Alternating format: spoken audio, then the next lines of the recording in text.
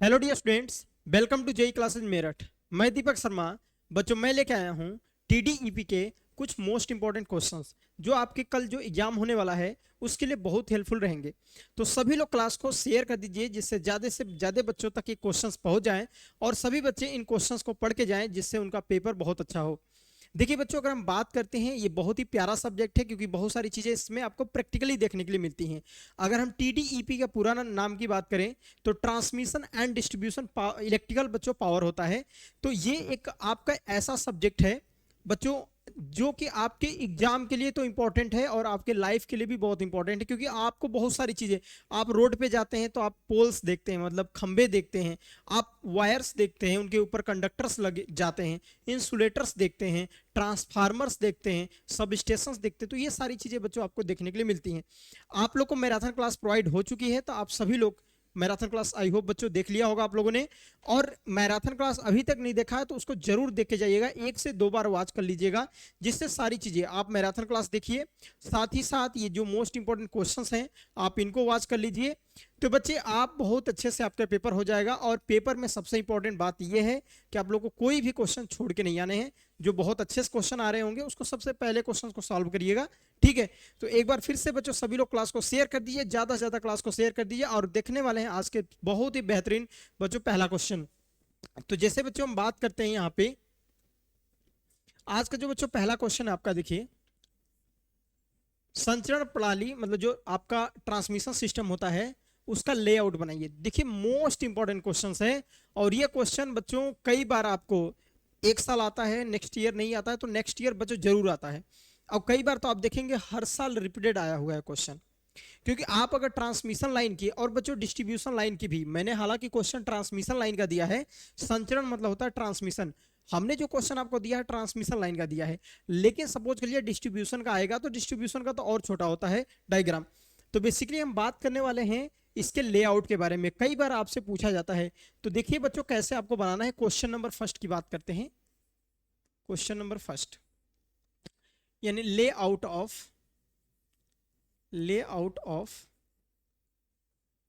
ठीक है, transmission line,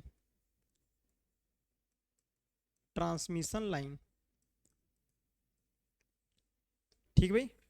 अच्छा, आप लोग को मैं लेआउट बनाऊं उससे पहले थोड़ी सी चीज मैं समझा दूं आप लोग को, थोड़ा सा बच्चे समझ लो यहाँ पे।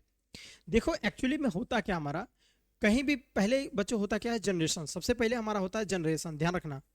जो पावर सिस्टम होता है उसके मेन जो हम बच्चे बात करते हैं, पावर सिस्टम के अंदर सबसे पहले हम लोग क्या करते हैं, इलेक्ट्रिसिटी को जनरेट करते हैं।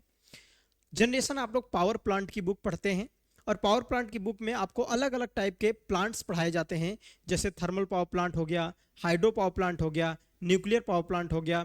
तो बहुत सारे बच्चों पावर प्लांट्स होते हैं, इनका मेन टारगेट होता है कि इलेक्ट्रिसिटी को कैसे उत्पादन करना है, इलेक्ट्रिसिटी कैसे जनरेट करनी है। न्यूक्लियर पावर प्लांट के द्वारा हम देखते हैं यूरेनियम हमारे पास फ्यूल के रूप में होता है। वहीं बच्चे अगर हम बात करते हैं थर्मल पावर प्लांट में, तो फ्यूल के रूप में हमारे पास कोयला होता है, ठीक है। तो बेसिकली वो सारी चीजें आप लोग पढ़ लिए हो कि इलेक्ट्रिसिटी जनरेट कैसे होती है।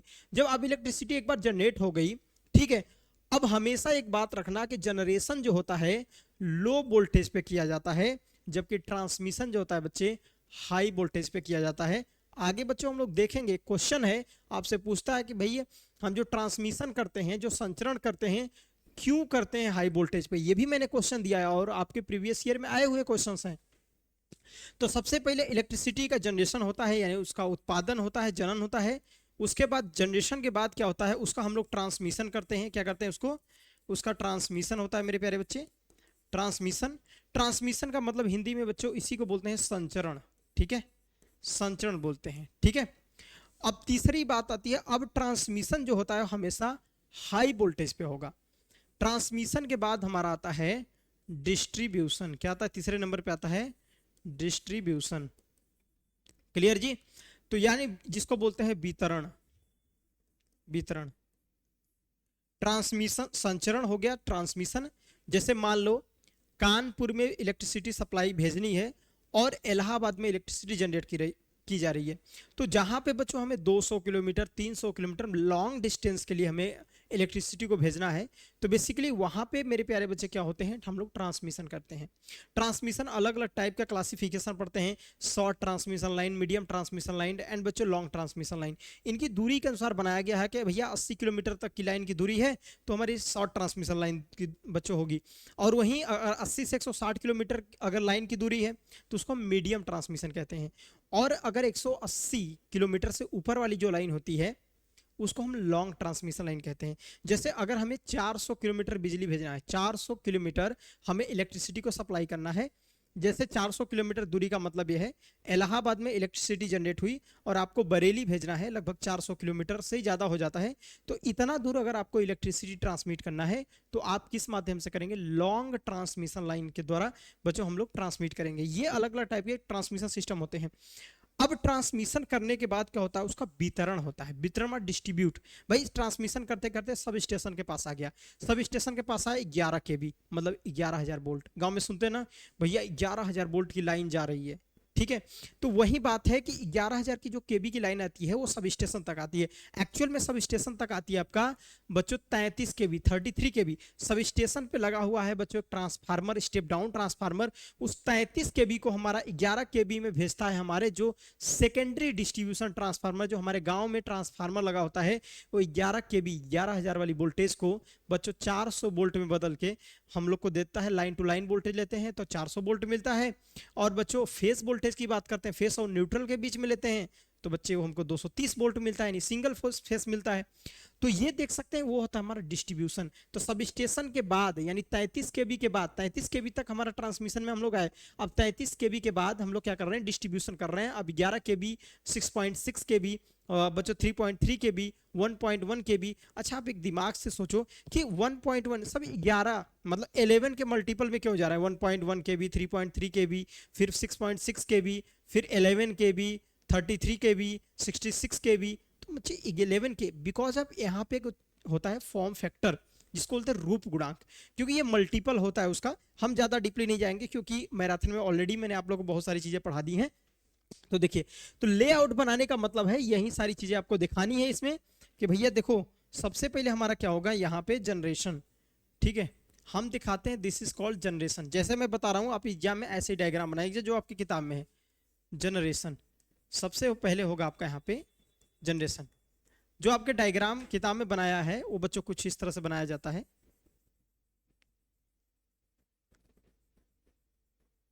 ठीक। तो भाई सबसे पहले हम लोग कौन सा ट्रांसफार्मर लगाते हैं, तो ध्यान रखिएगा हम लोग लगाते हैं जनरेटिंग स्टेशन के पास जो ट्रांसफार्मर लगा होता है उसको बोलते हैं हम लोग बच्चों GT transformer. This is called GT transformer. GT transformer मतलब जनरेटिंग स्टेशन वाला ट्रांसफार्मर होता है, ठीक है। जीटी ट्रांसफार्मर मतलब जनरेटिंग स्टेशन का आपका ट्रांसफार्मर होता है। और बेसिकली ये जो ट्रांसफार्मर होता है ये होता है हमारा स्टेप अप ट्रांसफार्मर होता है, ठीक है भाई। This is called the step up transformer. अब यानी कि यहाँ पे हम लोग वोल्टेज को स्टेप अप करेंगे और कितना, यानी जनरेशन भारत का जो मानक जनरेशन वोल्टेज है बच्चे वो है 11 केबी। कितना है, 11 केबी। मतलब यहाँ पे जो आएगा वो आपका आएगा यहाँ पे 11 केबी की सप्लाई आएगी, इस ट्रांसफार्मर को दिया जाएगा। और ये जो ट्रांसफार्मर है यह है this is called 11 KB by 400 केबी, मतलब 400 केबी वाला ट्रांसफार्मर लगा हुआ है, ये जनरेटिंग स्टेशन पे लगा होता है।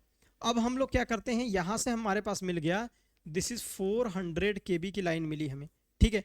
अब ये 400 केबी की जो लाइन मिली है, ठीक है भाई, यहां पे एक बच्चों इस तरह से कुछ आप डायग्राम बना देंगे, क्लियर। देखिएगा अब 400 केबी को हम लोग किस में कन्वर्ट कर देंगे। हालांकि देखिए डायरेक्ट 400 केबी को हम लोग 33 केबी में नहीं बदलते या 66 केबी में नहीं बदलते। एक्चुअल में 440 जो केबी होती है यानी 400 केबी होता है तो उसको सबसे पहले 220 केबी में बदलते हैं, फिर 132 केबी में बदला जाता है। फिर बच्चे धीरे धीरे करके, जैसा कि मैंने आपको एग्जाम बेसिकली बच्चों मैराथन क्लास में बहुत अच्छे से एक्सप्लेन किया था और सभी लोगों ने बच्चों आप लोगों ने उसको देखा होगा, ठीक है। तो वहां पे बच्चे डायग्राम जैसे मैंने बनाया था उसी तरह से आप लोग यहाँ पे बना सकते हैं, क्लियर। तो यहाँ पे हम लोग लगा देंगे एक 400 केबी का फीडर, उसके बाद आगे जाके फिर से हमारा एक ट्रांसफार्मर लगेगा, ठीक है। एक चीज बस ध्यान रखना कि जो ट्रांसफार्मर जनरेटिंग स्टेशन पे लगा होता है यही स्टेप डाउन होगा। उसके बाद जितने भी ट्रांसफार्मर आपके लगे होंगे, जितने भी बच्चे ट्रांसफार्मर लगे होंगे वो हमारे क्या होंगे, स्टेप डाउन ट्रांसफार्मर लगेंगे। क्लियर। इसके बाद आपके जितने भी ट्रांसफार्मर यहाँ लगेंगे वो सभी के सभी स्टेप डाउन ट्रांसफार्मर आपके यहाँ पे लगने वाले हैं। क्लियर।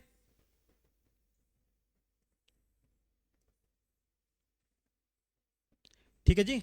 तो यहाँ पे आप दिखा सकते हैं दिस इज 400 kV यानी 400 kV का आपका डिस्ट्रीब्यूटर यहाँ फीडर दिखा सकते हैं। तो यहाँ से 400 kV की फीडर हम दे सकते हैं किसी को। ठीक है। और ये क्या होता है, ये होता है हमारा बस बार। दिस इज कॉल्ड बस बार, इसको बोलते हैं हम लोग बस बार। अब बच्चे यहाँ पे स्टेप डाउन होता है वोल्टेज, फिर से ट्रांसफार्मर लगेगा।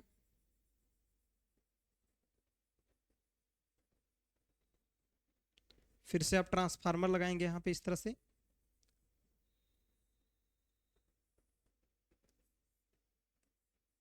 बस ध्यान रखना कि लेआउट हमें कुछ इसी तरह से बनाना है एग्जाम में। लेआउट प्रैक्टिस करके जाना भैया। देखो हो सकता है कि आपके एग्जाम में इसका लेआउट बनाने के लिए आपको आ जाए। ठीक है। ट्रांसमिशन डिस्ट्रीब्यूशन का लेआउट बड़ा इंपॉर्टेंट है। हो सकता है कि आपके एग्जाम में बच्चे यहीं पे मिल जाए क्वेश्चन करने के लिए। ठीक। तो एक दो बार जब इसको प्रैक्टिस करके जाएंगे तो सारी चीजें आप बहुत अच्छे से बना सकते हैं। ठीक।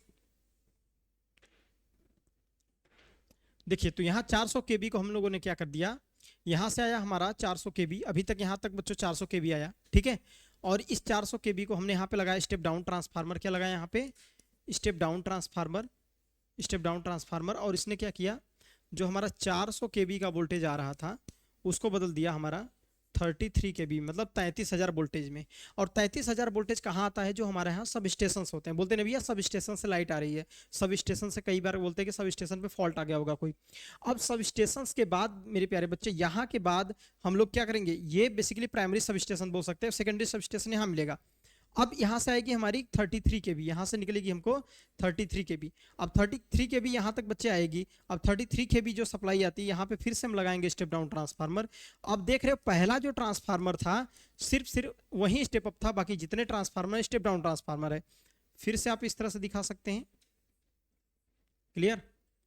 अब एक और ट्रांसफार्मर हम लोग लगा दें, लास्ट ट्रांसफार्मर। ये होता हमारा सेकेंडरी डिस्ट्रीब्यूशन वाला आपका ट्रांसफार्मर।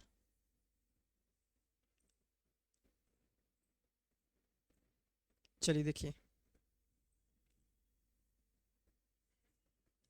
तो बेसिकली अब देख सकते हैं जो ये स्टेप डाउन ट्रांसफार्मर लगा है ये है आपका, दिस इज कॉल्ड 33 kV को इसके द्वारा हम लोग बदल रहे हैं 11 kV, यानी जो आपका सब स्टेशन आता है।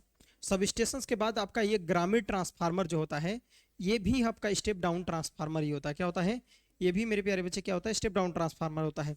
और ये भी स्टेप डाउन ट्रांसफार्मर होता है और ये होता है 11 kV बाई 415 वोल्ट।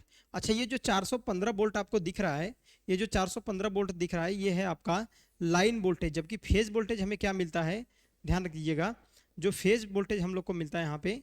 क्लियर। जो बेसिकली अगर हमें फेज वोल्टेज की बात करेंगे हम लोग यहाँ पे तो 230 वोल्ट मिलता है, जो कि सिंगल फेज का वोल्टेज भारत का मानक वोल्टेज है।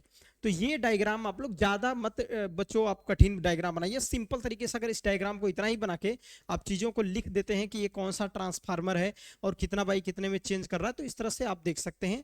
तो ये आपका लेआउट है और नॉर्मल तरीके से बच्चे देख सकते हैं आप लोग। ठीक। तो जब भी लेआउट बनाने के लिए आएगा तो आप इसी तरह से डायग्राम को बहुत अच्छे से एक्सप्लेन करके बनाइएगा।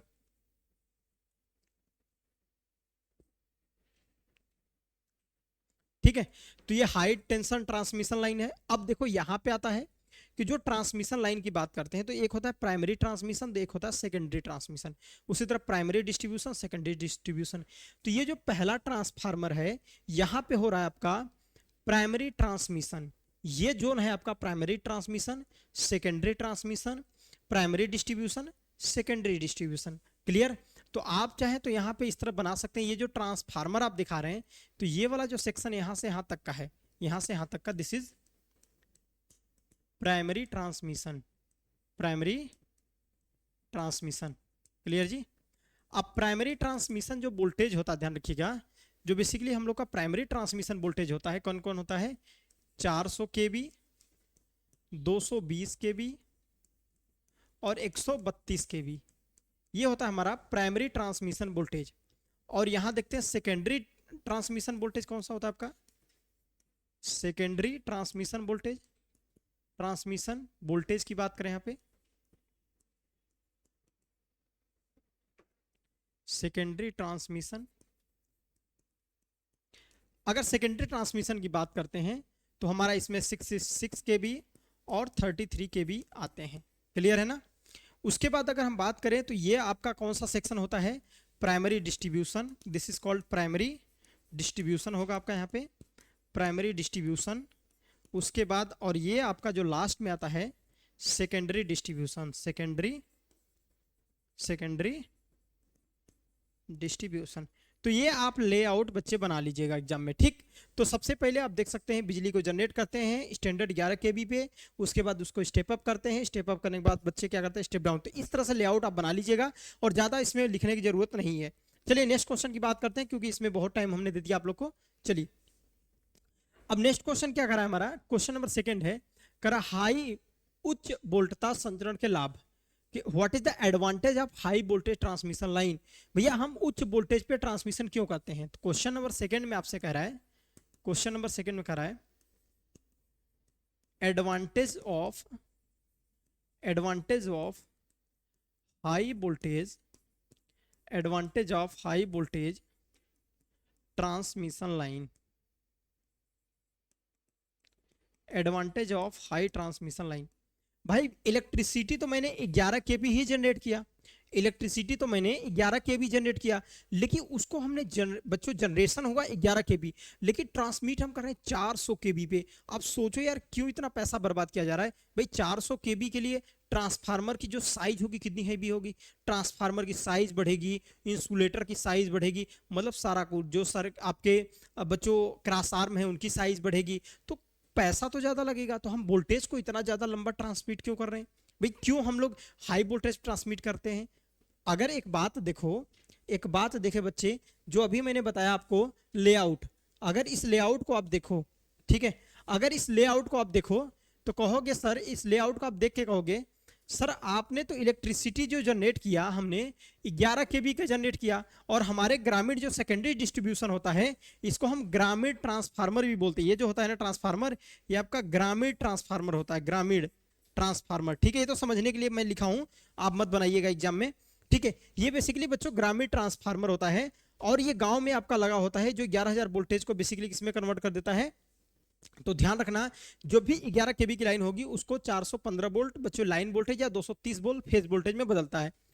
तो जब 11 केबी यहाँ पे आया, यहाँ तक 11 केबी आया गांव तक, और 11 केबी जनरेट कर रहे थे, तो यार हम डायरेक्ट 11 केबी को ही भेज देते, फिर 11 को 400 में बदला, फिर 220 में बदला होगा, फिर उसके बाद 132 में, फिर बच्चों 66 में, 33 में, फिर उसके बाद बच्चों 33 के बाद 11 में, मतलब फिर उसके बाद, मतलब इतना लंबा प्रोसेस क्यों अपनाया, तो रीजन क्या है उसी के बारे में बात करते हैं कि भैया हाई ट्रांसमिशन, तो डिस्टेंस भी मायने करती है, हमें कितने दूरी तक ट्रांसमिशन करना है। अगर बच्चे हमें 400 किलोमीटर की दूरी तक ट्रांसमिशन करना है तो भैया वो लॉन्ग ट्रांसमिशन में हम लोग बात करते हैं, 400 किलोमीटर दूरी तक भेजना है तो हमें 400 केबी की सप्लाई चाहिए। अगर हमें 150 किलोमीटर भेजना है लाइन को तो कम से कम बच्चों 220 केबी की लाइन या 132 केबी भी चल जा सकती है। तो ध्यान 132 केबी की हम ट्रांसमिशन करेंगे, तो डिस्टेंस कहीं ना कहीं आपका माने रखता है, जितना ज्यादा दूर भेजना होगा हमें उतना ज्यादा वोल्टेज बना के भेजना पड़ेगा, क्योंकि कुछ ना कुछ वोल्टेज ड्रॉप भी तो होता है भाई, ठीक है। चलिए अब हम लोग बात करते हैं, यहाँ पे देखिएगा हम बात करते हैं क्या एडवांटेज है। तो पहला एडवांटेज है हाई ट्रांसमिशन बच्चों करने का, कि जो हम पावर भेज रहे हैं, जो हमारी पावर होता है रिसीविंग एंड पे जो पावर पहुंच रहा है वो ज्यादा से ज्यादा हमारा बच्चों पावर पहुंचे। अब पावर ज्यादा पहुंचे, कितना पावर, बेसिकली आप कैसे लिखेंगे हमें, मैक्सिमम पावर कैपेसिटी इंक्रीज्ड, जो रिसीविंग एंड पे हमारा पावर मिल रहा है वो अधिकतम पावर मिले। हम क्या चाहते हैं भाई, अगर इलेक्ट्रिसिटी बिजली विभाग ने किसी डिपार्टमेंट ने जनरेट किया है, मान लो थर्मल के द्वारा बना इलेक्ट्रिसिटी जनरेट हुई, एनटीपीसी मान लो इलेक्ट्रिसिटी जनरेट की, तो क्या चाहते हैं, वो चाहते हैं भाई ज्यादा से ज्यादा इलेक्ट्रिसिटी कंज्यूमर तक पहुंचे, हम पैसे कमाएं। अगर उनका ज्यादा से ज्यादा बिजली लॉसेस में चली जा रही है, अब डिफरेंट टाइप के लॉसेस होते हैं लाइन में, अब लॉसेस चली जाएगी तो क्या उन लॉसेस का पैसा कंज्यूमर से थोड़ी ले सकते हैं, बहुत ज़्यादा बिजली महंगा कर देते हैं। हालांकि चीज़ें तो होती हैं कि लॉसेस को करने के लिए बिजली का रेट बढ़ा दिया जाता है, लेकिन उस लॉसेस का भरपाई जो होता है, ये तो नहीं कहेंगे ना किसी का कि भाई हमारे वायर में आपके घर तक मैंने भेजा था और वहां पे लॉसेस हो गया इसलिए आप पैसा चाहिए आपसे, तो ऐसा नहीं बोलते ना, बिल्कुल नहीं बोलते। इसका मतलब बच्चों अगर आप चाहते हो कि आपकी जो पावर कैपेसिटी है इंक्रीज हो जाए तो हमें हाई ट्रांसमिशन करना पड़ेगा, यानी maximum power capacity, maximum power capacity mayor maximum power capacity is increased. देखो भाई, अगर हम हाई वोल्टेज का ट्रांसमिशन करते हैं तो अधिकतम पावर जो कैपेसिटी होती है वो इंक्रीज हो जाती है। अच्छा कैसे? क्योंकि देखो एक फार्मूला होता है, क्या होता है, जो आपका P मैक्सिमम होता है, मैक्सिमम पावर प्रोपोर्शनल होता है V स्क्वायर के समानुपाती, डायरेक्टली प्रोपोर्शनल होता है, कि अगर वोल्टेज 2 गुना बढ़ाओगे तो मैक्सिमम पावर जो कैपेसिटी है वो 4 गुना बढ़ जाएगी। भाई 2 गुना 2 का स्क्वायर मतलब 4 गुना बढ़ जाएगी। तो अगर आप चाहते हो कि मैक्सिमम पावर कैपेसिटी बढ़े तो उसके लिए हमें वोल्टेज ज्यादा से ज्यादा भेजना पड़ेगा। तो पहला आपका एडवांटेज हो गया कि हमारा जो होता है दिस इज सेंडिंग एंड का जो वोल्टेज होता है इसके स्क्वायर।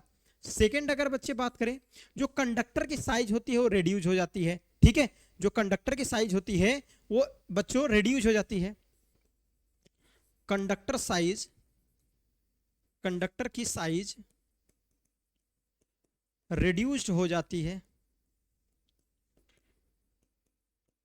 कंडक्टर की साइज बच्चों क्या होती है? रिड्यूज हो जाती है। अच्छा, ज्यादा वोल्टेज भेजने से कंडक्टर की साइज कैसे रिड्यूज हो जाएगी? कई बार आपके सोचना भाई कि ज्यादा, देखो जब ज्यादा वोल्टेज भेजोगे तो स्टेप अप करोगे, करंट का मान कम हो जाएगा। और कहीं ना कहीं बच्चे जो वायर का रेजिस्टेंस होता है वो डिपेंड करता है करंट पे। पतला तार होगा रेजिस्टेंस ज्यादा होगा, करंट का मान कम होगा। और बच्चे अगर करंट का मान कम है तो आप देख सकते हैं कि हमें कंडक्टर की साइज भी बहुत पतली चाहिए रेजिस्टेंस ज्यादा करने के लिए। बात समझ में आई? तो बेसिकली ये भी लिख सकते हैं कि जो हमारी कंडक्टर साइज ऑफ कंडक्टर वो क्या होता है? मिनिमाइज हो जाता है। एक्चुअल में बच्चों हम लोग बात करें यहाँ पे, देखिएगा जो अलग अलग टाइप के फार्मूले होते हैं उनसे आप समझ सकते हैं कि अगर हम वोल्टेज बढ़ा देते हैं, ठीक है, एक्चुअली फार्मूला हम यहाँ डायरेक्ट लिख रहा हूँ, जो वॉल्यूम होता है मैंने हालांकि बताया था उसमें, वॉल्यूम होता है दिस इज प्रोपोर्शनल किसके होता है? एरिया के, ठीक है, इट इज प्रोपोर्शनल 1/v²। ये रिलेशन आपको बच्चे देखने के लिए मिलता है, मैराथन क्लास में सारी चीज बताया हूँ। तो अगर देखो वोल्टेज बढ़ेगा तो एरिया कम होगी, एरिया कम होगी तो बच्चों वॉल्यूम भी, कंडक्टर की जो साइज होती है बच्चों वो क्या होती है? हमारी कम हो जाती है। पावर लॉसेस डिक्रीज, यानी पावर लॉसेस घट जाते हैं, पावर लॉसेस घट जाते हैं। चौथा, वोल्टेज ड्रॉप कम होगा, वोल्टेज ड्रॉप कम होगा, वोल्टेज ड्रॉप क्या होगा बच्चे? यहाँ पे कम होगा। ये सारे एडवांटेज हैं अगर आप अधिकतम पावर को ट्रांसमिट कर रहे हो। तो देखो एक तो तुम्हारी मैक्सिमम पावर जो बच्चों कैपेसिटी है इंक्रीज हो जाएगी, दूसरी कंडक्टर की साइज घट जाएगी, रिड्यूज हो जाएगी, पावर लॉसेस बच्चों हम कम हो जाएंगे। पावर लॉसेस क्या होता है? कम हो जाएंगे। क्यों कम हो जाएंगे? वोल्टेज ज्यादा है, करंट कम है। पावर लॉसेस होता क्या है? P बराबर I²R लिखते हो आप, तुम जानते हो करंट का मान कम होगा तो बच्चे पावर लॉसेस बिल्कुल कम हो जाएंगे, और करंट कम होता वोल्टेज ड्रॉप भी कम हो जाएगा। तो ये सब क्या है? एडवांटेज है हमारे भाई। पावर लॉस कम हो रहा है, साथ ही साथ आपकी जो इफिशियंसी है इंप्रूव हो जाती है। Efficiency will improve.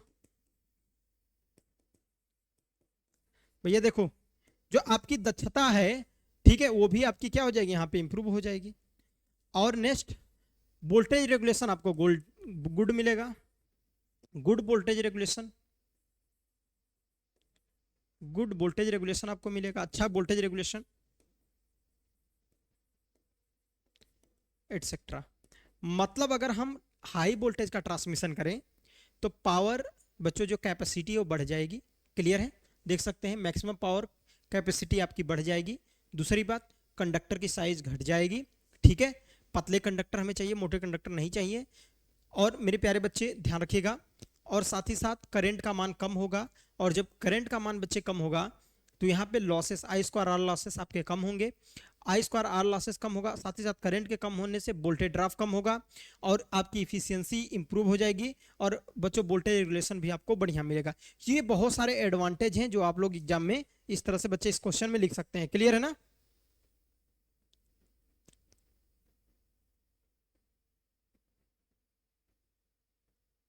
चलिए, तो मैंने ये सारे टॉपिक हालांकि बताए थे, तो आप लोग ये क्वेश्चन पढ़ लीजिएगा। तीसरा, एसी तथा डीसी संचरण लाइन की तुलना करिए। भाई सिंपल तरीका, थ्योरी लिखना है। हमेशा जब भी कंपैरिजन करिए तो मेरे प्यारे ये जो क्वेश्चन हो सकता है एसी डीसी, हो सकता है आपके क्वेश्चन में पूछ दे एच वी एसी और यहां लिख दे एच वी डीसी।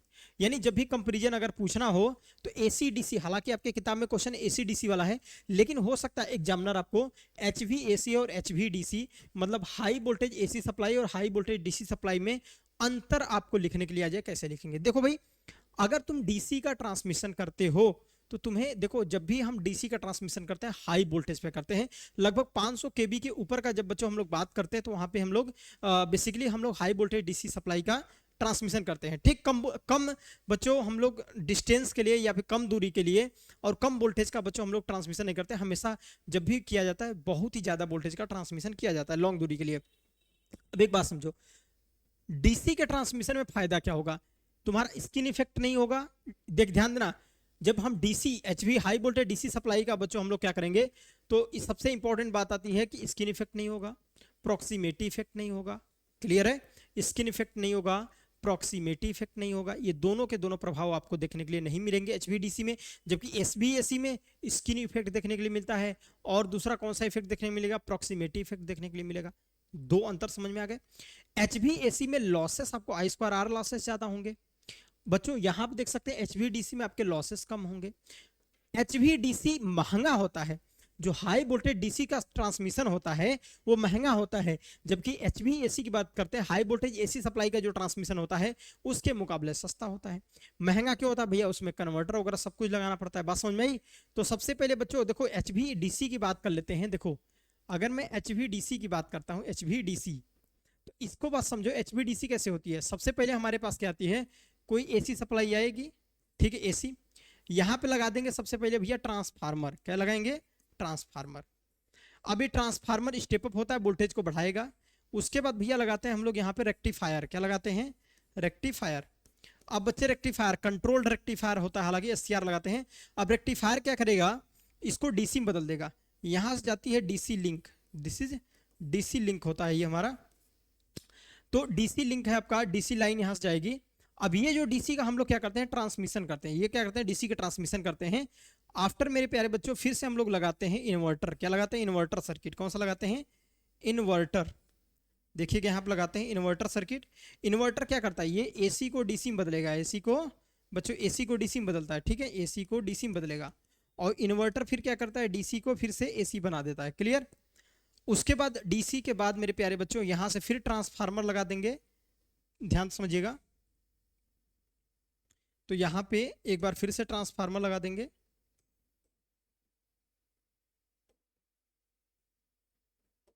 देखो, यहां पे फिर से ट्रांसफार्मर लगाएंगे, यहां पे ट्रांसफार्मर लगाएंगे और ट्रांसफार्मर लगा के बच्चे फिर से हम वोल्टेज को इंक्रीज कर सकते हैं। तो ये सिस्टम बच्चों हमारा एचवीडीसी में होता है कि हमें एक ट्रांसफार्मर चाहिए, वोल्टेज बढ़ाएंगे, वोल्टेज बढ़ाने के बाद जो भी हमारे पास एसी सप्लाई आएगी उसका वोल्टेज बढ़ा के बढ़ाने के बाद रेक्टिफायर के द्वारा डीसी में बदलेंगे, डीसी में बदल के इन्वर्टर के द्वारा बच्चों ट्रांसमिट करेगी। यही ये जो होता है यही ट्रांसमिशन है, डीसी ट्रांसमिशन। ये वाली जो दूरी है आपको ये दिखा रहा है, ये ट्रांसमिशन को दिखा रहा है, ये आपका हो रहा है ट्रांसमिशन। क्लियर है भाई? ये हो रहा है आपका ट्रांसमिशन। तो ये मेरे प्यारे बच्चों देख सकते हैं इसमें हमें रेक्टिफायर, इन्वर्टर, ये सारा अरेंजमेंट की जरूरत पड़ती है। तो इसलिए हमारा एचवीडीसी जो सिस्टम होता है वो हमको महंगा पड़ता है। क्लियर? तो ये वाले भी क्वेश्चन बच्चे हमने बहुत अच्छे से बताया, आपको मैराथन क्लास में पढ़ लीजिएगा। आगे अगला क्वेश्चन नंबर 4, आलंबों का वर्गीकरण कीजिए तथा स्टील और कास्ट मतलब लकड़ी वाले खंभे का तुलना करिए। देखिए बच्चे यहाँ पे अगर हम लोग बात करते हैं, देखिएगा क्वेश्चन नंबर आपका कौन सा है? क्वेश्चन नंबर 4 है। क्वेश्चन नंबर 4 देखिए, क्वेश्चन नंबर 4 आलंब मतलब होता है सपोर्ट। क्या होता है बच्चे यहाँ पे? सपोर्ट। सपोर्ट मतलब समझ रहे हो, गांव में बोलते हैं खंभा, बोलते हैं ना यार हमारे घर के पास में टावर गड़ा है, खंबे गड़े हैं, वहीं आपका यहाँ पे हम लोग सपोर्ट करेंगे। सपोर्ट की जरूरत पड़ती है जब भाई हमें ट्रांसमिशन करना है, तो वायर को हम जमीन पे ऐसे तो ले नहीं जाएंगे, क्योंकि ओवरहेड लाइन की बात कर रहे हैं। ओवरहेड लाइन जो होती है हमारे सर के ऊपर से लाइनें जाती हैं उसको ओवरहेड लाइन कह रहे हैं। अब ओवरहेड लाइन के लिए बच्चे हमें क्या चाहिए? तार ऊपर ले जाने के लिए हमें खंबे, पहले टाइम में बच्चों लकड़ी के खंबे बनाए जाते थे, वो ज़्यादा दिन चल नहीं पाते थे, दीमक खा जाते थे, बरसात के मौसम में लकड़ी सड़ जाती थी। तो धीरे धीरे बच्चों वो लंबे टाइम तक, फिर धीरे धीरे डेवलपमेंट हुआ, आरसीसी पोल आया। हालांकि अभी भी आरसीसी पोल हर जगह यूज होते हैं, ग्रामीण इलाके में आरसीसी पोल, लेकिन उसके बाद बच्चों हमारे पास बहुत सारे स्टील के पोल आ गए हैं, जैसे ट्यूबुलर पोल है, रेल पोल है, बहुत सारे बच्चे हमारे पास पोल आ चुके हैं। ठीक, तो वो सब बात करते हैं। तो जो हमारे सपोर्ट का क्लासिफिकेशन आप लोग लिखेंगे कि टाइप ऑफ बच्चों सपोर्ट, तो सपोर्ट देखिए दो टाइप के आपके होते हैं। ठीक है, एक होता है बच्चे आपका पोल, ठीक है, देखिएगा, एक होता है आपका पोल, क्या होता है यहाँ पे, एक होगा आपका पोल, और दूसरा जो मेरे प्यारे बच्चे होता है, दूसरा होता है टावर। ठीक है, टावर। देखिए 33 केबी से ऊपर की अगर जब बात करेंगे, 33 केबी से ऊपर की बात करेंगे मेरे प्यारे बच्चों, 33 केबी तक, 33 केबी तक बच्चों, अप टू 33 केबी हम पोल्स का प्रयोग करते हैं। 33 केबी से ऊपर जब जाते हैं हम, 66 केबी, 132 केबी, 220 केबी, 400 केबी की लाइन के लिए हम लोग टावर का प्रयोग करते हैं। अब ये जो पोल होते हैं, बेसिकली पोल हमारे अलग अलग टाइप के आपको देखने के लिए मिलते हैं। जैसे सबसे पहले हम बात करते हैं वुडन पोल, मतलब लकड़ी वाला खंभा। ठीक भाई, सबसे पहले आपको वुडन पोल या वुड पोल बच्चों के नाम जानते हैं, वुडन पोल मतलब लकड़ी वाले आपके खंभे मिलेंगे। ठीक, उसके बाद दूसरे बच्चे नंबर पे आते हैं हमारे आरसीसी। ठीक है, यानी जिसको बोलते हैं कंक्रीट, कंक्रीट पोल। ठीक है जी, क्या बोलेंगे हम लोग यहाँ पे, कंक्रीट वाले पोल आते हैं। कंक्रीट वाले पोल आपके दो आएंगे, एक आएगा आपका आरसीसी और एक आता है बच्चे आपके पीसीसी। ठीक है, आरसीसी पीसीसी ये होते हैं हमारे कंक्रीट, यानी सीमेंट पोल आप बोल सकते हो, या फिर कंक्रीट बच्चों हम लोग बोल सकते हैं सीमेंट कंक्रीट। ठीक है, आप क्या लिख सकते हैं इसको, सीमेंट, ऊपर लिख सकते हैं सीमेंट कंक्रीट पोल, और इसमें आरसीसी पीसीसी आता है। और तीसरा आते हैं हमारे स्टील वाले पोल, कौन से आते हैं, स्टील पोल आते हैं। अब स्टील पोल में अगर बच्चे बात करें कौन कौन से आते हैं, जैसे मैं क्लासिफिकेशन दिखा रहा हूं इसी तरह बनाइएगा। तो एक देखो आपका ट्यूबुलर पोल आता है, ट्यूबुलर पोल।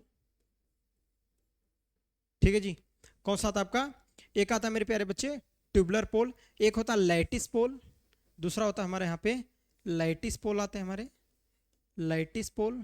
और इसी में बच्चों एक आता है हमारा सॉलिड, कौन सा आता है आपका, सॉलिड पोल। ठीक है, इस तरह से देख सकते हैं बच्चे स्टील पोल होते हैं। अब टावर की बात करें तो एक होता है नैरो बेस टावर, ठीक है, और दूसरा वाइड बेस। तो बच्चों टावर भी हमारे 33 केबी की ऊपर लाइन के लिए हम लोग क्या यूज करते हैं, हम लोग बेसिकली टावर का प्रयोग करते हैं। क्लियर, टावर एक होता है हमारा ब्रॉड बेस और दूसरा होता है नैरो बेस। ठीक, एक आता है इसमें नैरो बेस, नैरो बेस, दूसरा होता है ब्रॉड यानी वाइड ना, ब्रॉड बेस। ठीक है, टावर, नैरो बेस। क्लियर जी, तो इतने टाइप के आप बच्चे देख सकते हैं, इनका क्लासिफिकेशन ही करना है और इसमें बच्चों कुछ नहीं करना है। ठीक है, तो ब्रॉड होता है यहाँ पे, ब्रॉड और नैरो, दो टाइप के टावर आते हैं। अच्छा, टावर की बात करें मेरे प्यारे बच्चे, तो अगर टावर की बात करते हैं, देखो टावर आप कैसे देखते हो। ठीक, टावर आपने देखा होगा, जैसे अगर हम बात करें यहाँ पे 400 केबी की लाइन के लिए, देखो हम लोग बनाते हैं जब ये दिखाते हैं, तो टावर बेसिकली आप इस तरह से देखते हो मेरे प्यारे बच्चे। ठीक है,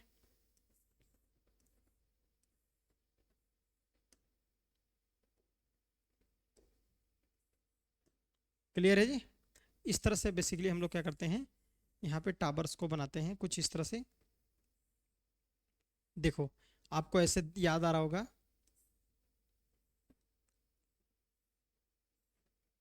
क्लियर है जी, इस तरह से मेरे प्यारे बच्चों यही हमारा टावर क्या होता है, बना होता है। ठीक है ना, ये कुछ इस तरह से हमारा यहाँ पे जो टावर होते हैं यहाँ पे इस तरह से बने रहते हैं। क्लियर, तो आप देख सकते हैं एक हमारा यहाँ से कंडक्ट, ये इंसुलेटर बहुत सारे लगे होते हैं, साइकिल इंसुलेटर, ये हमारा कंडक्टर जाता है।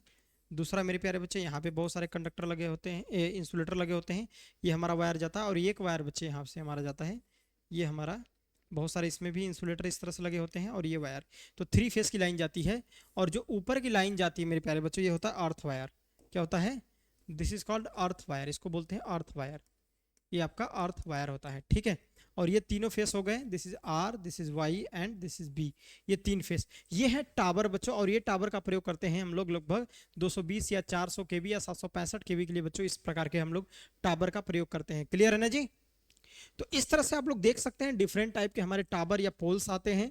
ठीक है, तो इन क्वेश्चन का भी पढ़ के जाना है आपको अच्छे से। पिन इंसुलेटर की संरचना तथा इसका वर्णन करिए। चलिए पिन इंसुलेटर की बात करते हैं तो 11 केबी वाली लाइन के लिए बच्चों हम लोग पिन इंसुलेटर का प्रयोग करते हैं। पिन इंसुलेटर हम सिरेमिक मटेरियल का हम बनाते हैं। ठीक है भाई, तो ये बातें आप देख सकते हैं। चलिए हम थोड़ा सा दिखाते हैं आपको पिन इंसुलेटर एक्चुअल में बच्चों आपको देखने के लिए कैसे मिलता है। ठीक है, कौन सा क्वेश्चन था आपका यहाँ पे? क्वेश्चन नंबर 5 था ना। देखिए क्वेश्चन नंबर 5 में पिन इंसुलेटर के बारे में बात कर रहा है। किसके? क्वेश्चन नंबर जो आपका 5 है, क्वेश्चन नंबर 5 में बात कर रहा है पिन इंसुलेटर। देखो पिन इंसुलेटर आप ज्यादातर देखोगे, जैसे मान लो ये हमारा पोल है, खंबा है, ठीक, इस तरह मान लो हमारा आरसीसी पोल है। पोल से बच्चों हमारा लगा हुआ ये होता है आपका क्रॉस आर्म, इसको बोलते हैं हम लोग क्रॉस आर्म। ठीक है जी, इसको बोलते हैं क्रॉस आर्म। ठीक, और मेरे प्यारे बच्चे क्या होता है, यहाँ से लगा होता है कि स्टे वायर। क्लियर, यहाँ पे कुछ इस तरह से स्टे वायर लगा होता है,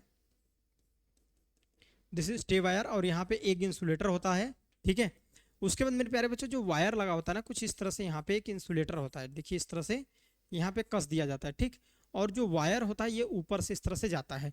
तो this insulator is called pin insulator, इसी को हम लोग बोलते हैं पिन इंसुलेटर। यही बच्चे हमारा होता है पिन इंसुलेटर। और 11 केबी लाइन के लिए बच्चों हम लोग ज़्यादातर इसको प्रीफर करते हैं। 11 केबी की लाइन को हम लोग जो हमारे पास इस तरह से पिन इंसुलेटर का बच्चों प्रयोग करते हैं। और पिन इंसुलेटर में जो लाइन होती है वायर ऊपर से जाते हैं, जबकि साइकिल इंसुलेटर में वायर को इस तरह से ट्विस्ट किया जाता है। क्लियर, देखो एक्चुअल में बच्चों आपको देखने के लिए कैसे मिलेंगे। ठीक है, जो पिन इंसुलेटर है बच्चे यहाँ पे देखने के लिए इस तरह से आपको मिलता है। तो this is called pin insulator. आप देख सकते हैं बच्चे यहाँ पे आपका ये पिन इंसुलेटर है। अच्छा, जो जिसमें हम वायर को यहाँ रखे हैं इसको क्या बोलते हैं? इसको हम लोग बोलते हैं ग्रूव। क्या बोलते हैं? ग्रूव। ठीक है जी, ये बेसिकली जहाँ पे वायर इस तरह से, जहाँ से वायर इस तरह से यहाँ से जाता है, इसी के बीच से वायर जाता है इस तरह से, तो इसको बोलते हैं ग्रूव। क्या बोलते हैं बच्चे? ग्रूव, मतलब इसी में से वायर इस तरह से जाता है। क्लियर, तो दिस इज कॉल्ड, हालांकि इसको मेटल पार्ट होता है जो कस दिया जाता है। तो आपको एक्चुअल में देखने के लिए बच्चों पिन इंसुलेटर इस तरह से देखने के लिए मिलेगा। ये चॉकलेटी कलर का होता है हल्का, ठीक है, ब्राउनी कलर का, भूरे कलर का आपको देखने के लिए मिलेगा। तो इस तरह से देख सकते हैं बच्चे, इसको हम लोग सिरेमिक मटेरियल का बनाते हैं। गांव में सुनो ना चीनी मिट्टी, चीनी मिट्टी सुने हो, तो इसी का हम लोग ये अब इसका मेन फंक्शन क्या है? ये जो इंसुलेटर बनाते हैं चीनी मिट्टी का बनाते हैं या सिरेमिक का बोल सकते हैं हम बनाते हैं। इस इंसुलेटर का मेन फंक्शन क्या होता है? इंसुलेटर की प्रॉपर्टीज क्या होनी चाहिए? इंसुलेटर उसको बोलेंगे जिसका रेजिस्टेंस बहुत ज़्यादा हो, हाई हो, कंडक्टिविटी बहुत कम हो बच्चे, वो सस्ता मिले हमें, साथ ही साथ मैकेनिकल स्ट्रेंथ बढ़िया हो। ठीक है, डाइलेक्ट्रिक स्ट्रेंथ उसका जबरदस्त होना चाहिए। ठीक है, तो ये सारी प्रॉपर्टीज अगर जिसके अंतर्गत है वो हमारा इंसुलेटर्स के अंदर हम लोग देखते हैं। पिन इंसुलेटर की बात करते हैं मेरे प्यारे बच्चों, तो ये आप डायग्राम बना दीजिएगा। डायग्राम बनाने के लिए आपको ये किताब में मैंने मैराथन क्लास में पिन इंसुलेटर के डायग्राम बताए थे, आप देख सकते हैं। चलिए क्वेश्चन नंबर 6 की बात करते हैं। क्वेश्चन नंबर 6 देखिए, क्वेश्चन नंबर 6 क्या कह रहा है बच्चों? सैग क्या होता है, सैग की गणना किस प्रकार से करते हैं? अच्छा बच्चों, आ गई बात यहाँ पे सैग की। किसकी बात कर रहा है यहाँ पे? व्हाट इज द सैग? देखो भाई, मान लो एक हमारे पास पोल ये है, एक खंभा हमारे पास ये है। क्लियर, एक पोल आपका यहाँ लगा है, और बच्चे एक पोल मान लीजिए 100 मीटर दूरी पे लगा हुआ है ये। ठीक है जी, ये दो हमारे पास पोल लगे हुए हैं। क्लियर, यानी दिस इज दो पोल, एक पोल यहाँ पे लगा हुआ है, और ये दोनों के दोनों पोल कहाँ है? हमारे ग्राउंड पे हैं।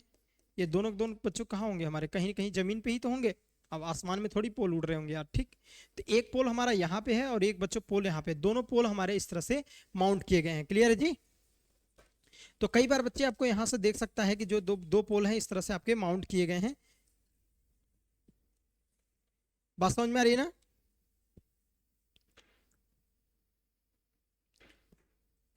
चलिए देखते हैं। तो मान लीजिए कि कुछ यहाँ पे इंसुलेटर लगे हैं, यहाँ पे हमारा कंडक्टर है। ऐसे ही मान लो यहाँ पे भी बच्चों हमारा जो पोल है इस तरह से देख सकते हैं, यहाँ कंडक्टर लगा है, यहाँ पे बहुत सारे पोल हैं।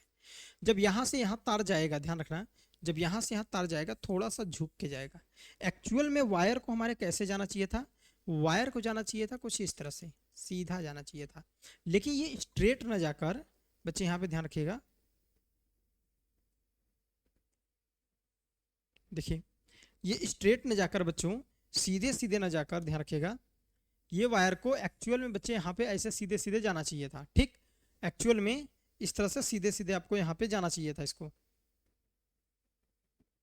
देखो वायर को सीधे सीधे बच्चों जाना चाहिए था, लेकिन सीधे सीधे ना जाकर थोड़ा सा झुकाव लेके गया, इस तरह से झुक गया। बच्चों यहां से यहां तक का जो झोल होता है ना, इसी को हम लोग सैग बोलते हैं। क्या बोलते हैं? सैग। और जहां तक इसका जो मिडिल पॉइंट होता है वायर का, यहां से नीचे तक की दूरी को हम लोग बोलते हैं ग्राउंड क्लियरेंस। क्या बोलते हैं? Ground clearance. ग्राउंड क्लियरेंस मतलब जमीन से इस न्यूनतम जो बिंदु है इसका, इस वायर का जो न्यूनतम बिंदु है उससे दूरी कितनी है, उसको हम ग्राउंड क्लियरेंस कहते हैं। तो मेरे प्यारे बच्चों ये सैग है, ठीक है, कोई दिक्कत? तो दो खंभा के बीच की दूरी को हम लोग स्पान बोलते हैं। अब स्पान क्या होगा? तो दो खंभा की जो बीच की दूरी है इसको बच्चों हम लोग बोलते हैं स्पान। ठीक है जी। दो खंभे के बीच की दूरी को हम लोग स्पान कहेंगे। दो खंभे जैसे हो गए तो इसके बीच की दूरी स्पान। जैसे दो पोल हैं तो इसके बीच की दूरी कितनी है? 100 मीटर है, तो स्पान कितना हो गया? 100 मीटर। क्लियर? और कितना झुकाव है उसी को सैग कहते हैं। अब एक्चुअली में सैग की जो अगर हम परिभाषा लिखें, सैग की यहाँ एक फार्मूला लिखें, एस बराबर होता है WL² अपान बच्चों 8T। अब ये क्या चीज है? देखो टी फार बच्चों टेंशन से है, टी फार टेंशन। अच्छा जो तुम टेंशन लेते हो वो टेंशन नहीं, तनाव से है। देखो टेंशन तनाव मतलब जितना ज्यादा टाइट होगा तार, जितना ज्यादा टेंशन होगा बच्चे सैग का मान उतना ही कम होगा। जितना ज्यादा तनाव होगा तार में, सैग यानी उसमें जो झोल है वायर में उतना ही कम होगा। और मेरे प्यारे बच्चे अगर बात करें, यहाँ देखना दूसरी बात करें, वेट, W फॉर वेट, वजन है। तार में जितना ज्यादा वजन होगा भैया, तार में उतना ज्यादा सैग। मतलब अगर देखा जाए तो सैग जो वेट है, वेट के डायरेक्टली प्रोपोर्शनल सैग होता है।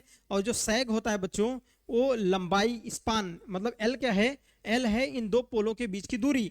अगर दूरी तुम 2 गुना बढ़ा रहे हो, अगर 2 गुना बढ़ा रहे हो तो सैग तुम्हारा 4 गुना बढ़ जाएगा। यदि दो खंभे की बीच की दूरी हम 2 गुना बढ़ा दें, यदि दो खंभे के बीच की दूरी 2 गुना बढ़ा दें तो सैग हमारा जो तार झुकाव है, नीचे जो झोल होता है उसका, वो बच्चों कितना हो जाएगा? 4 गुना हो जाएगा। तो दिस इज कॉल्ड सैग। तो सैग के लिए इस फार्मूले का बच्चों आपको कैलकुलेशन करना होता है। कई बार बच्चे आपसे क्या कह देता है, ध्यान दीजिएगा, कई बार से आपसे कह देता है कि डिफरेंट लेवल पर अगर हमारा पोल्स हैं तो उसके लिए बच्चों सैग का कैलकुलेशन कैसे करते हैं? दो मेथड से करते हैं, एक पैराबोलिक, दूसरा कैटेनरी। तो 300, ध्यान देना, 300 मीटर, अगर दो पोलों के बीच की दूरी 300 मीटर है, अगर जो स्पान है बच्चों अगर 300 मीटर तक है, कितना है? अप टू 300 मीटर है, 300 मीटर तक की अगर दूरी है तो पैराबोलिक मेथड से हम लोग यूज करते हैं। अगर इससे ज्यादा है तो हम लोग कैटेनरी मेथड का प्रयोग करते हैं। तो ये सैग समझ में आ गया होगा। तो तार भाई हम चाहते हैं दो पोलों के बीच में सीधे सीधे रहे, लेकिन वजन होगा तो बीच में झूल जाएगा, बीच में झोल हो जाएगा, उसी को बच्चों हम लोग सैग कहते हैं। सिंपल सा तरीका है। ठीक है भाई, चलो अगला क्वेश्चन की बात करें। क्वेश्चन नंबर 7, निम्न का उत्तर दीजिए, कोरोना प्रभाव क्या होता है, स्किन प्रभाव क्या होता है? देखो कोरोना इफेक्ट, स्किन इफेक्ट, और तीसरा एक और इफेक्ट जोड़ लो मेरी ओर से, जिसको बोलते हैं फेरांती इफेक्ट। क्या बोलते हैं बच्चे यहाँ पे? फेरांती प्रभाव।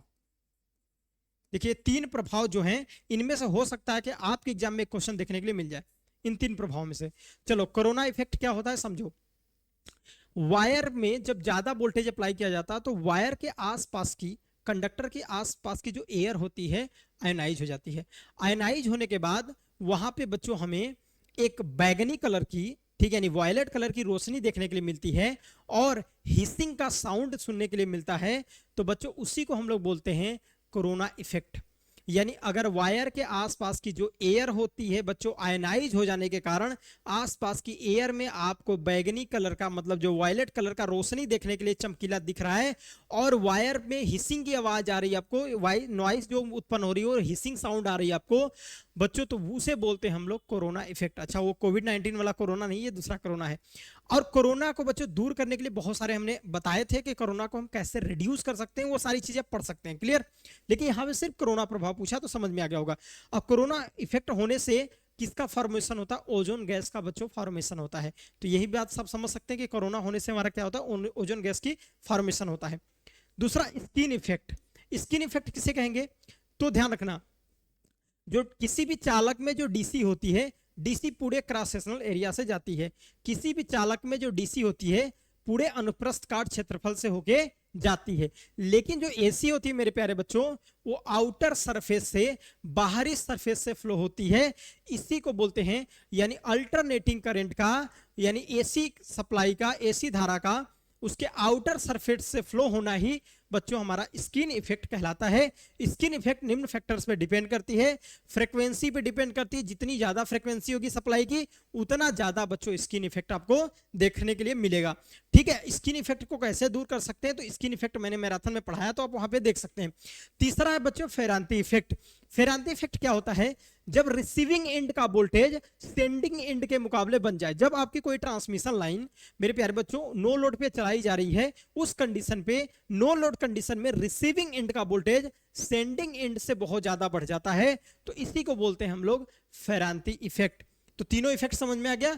कोरोना इफेक्ट में क्या होगा कि वायर जो भी हमारी ट्रांसमिशन लाइन है उस ट्रांसमिशन लाइन के आसपास की एयर आयनाइज हो जाएगी, जिससे वायलेट कलर की रोशनी हिसिंग साउंड उत्पन्न होगा और मेरे प्यारे बच्चों जिससे ओजोन गैस का फॉर्मेशन होगा। इसी को बच्चों हम लोग बोलते हैं कोरोना इफेक्ट यानी कोरोना प्रभाव। स्किन इफेक्ट मतलब अल्टरनेटिंग करंट का मतलब एसी सप्लाई का, एसी करंट का अपने आउटर सरफेस से फ्लो होना ही बच्चों क्या कहलाता है, हमारा स्किन इफेक्ट कहलाता है।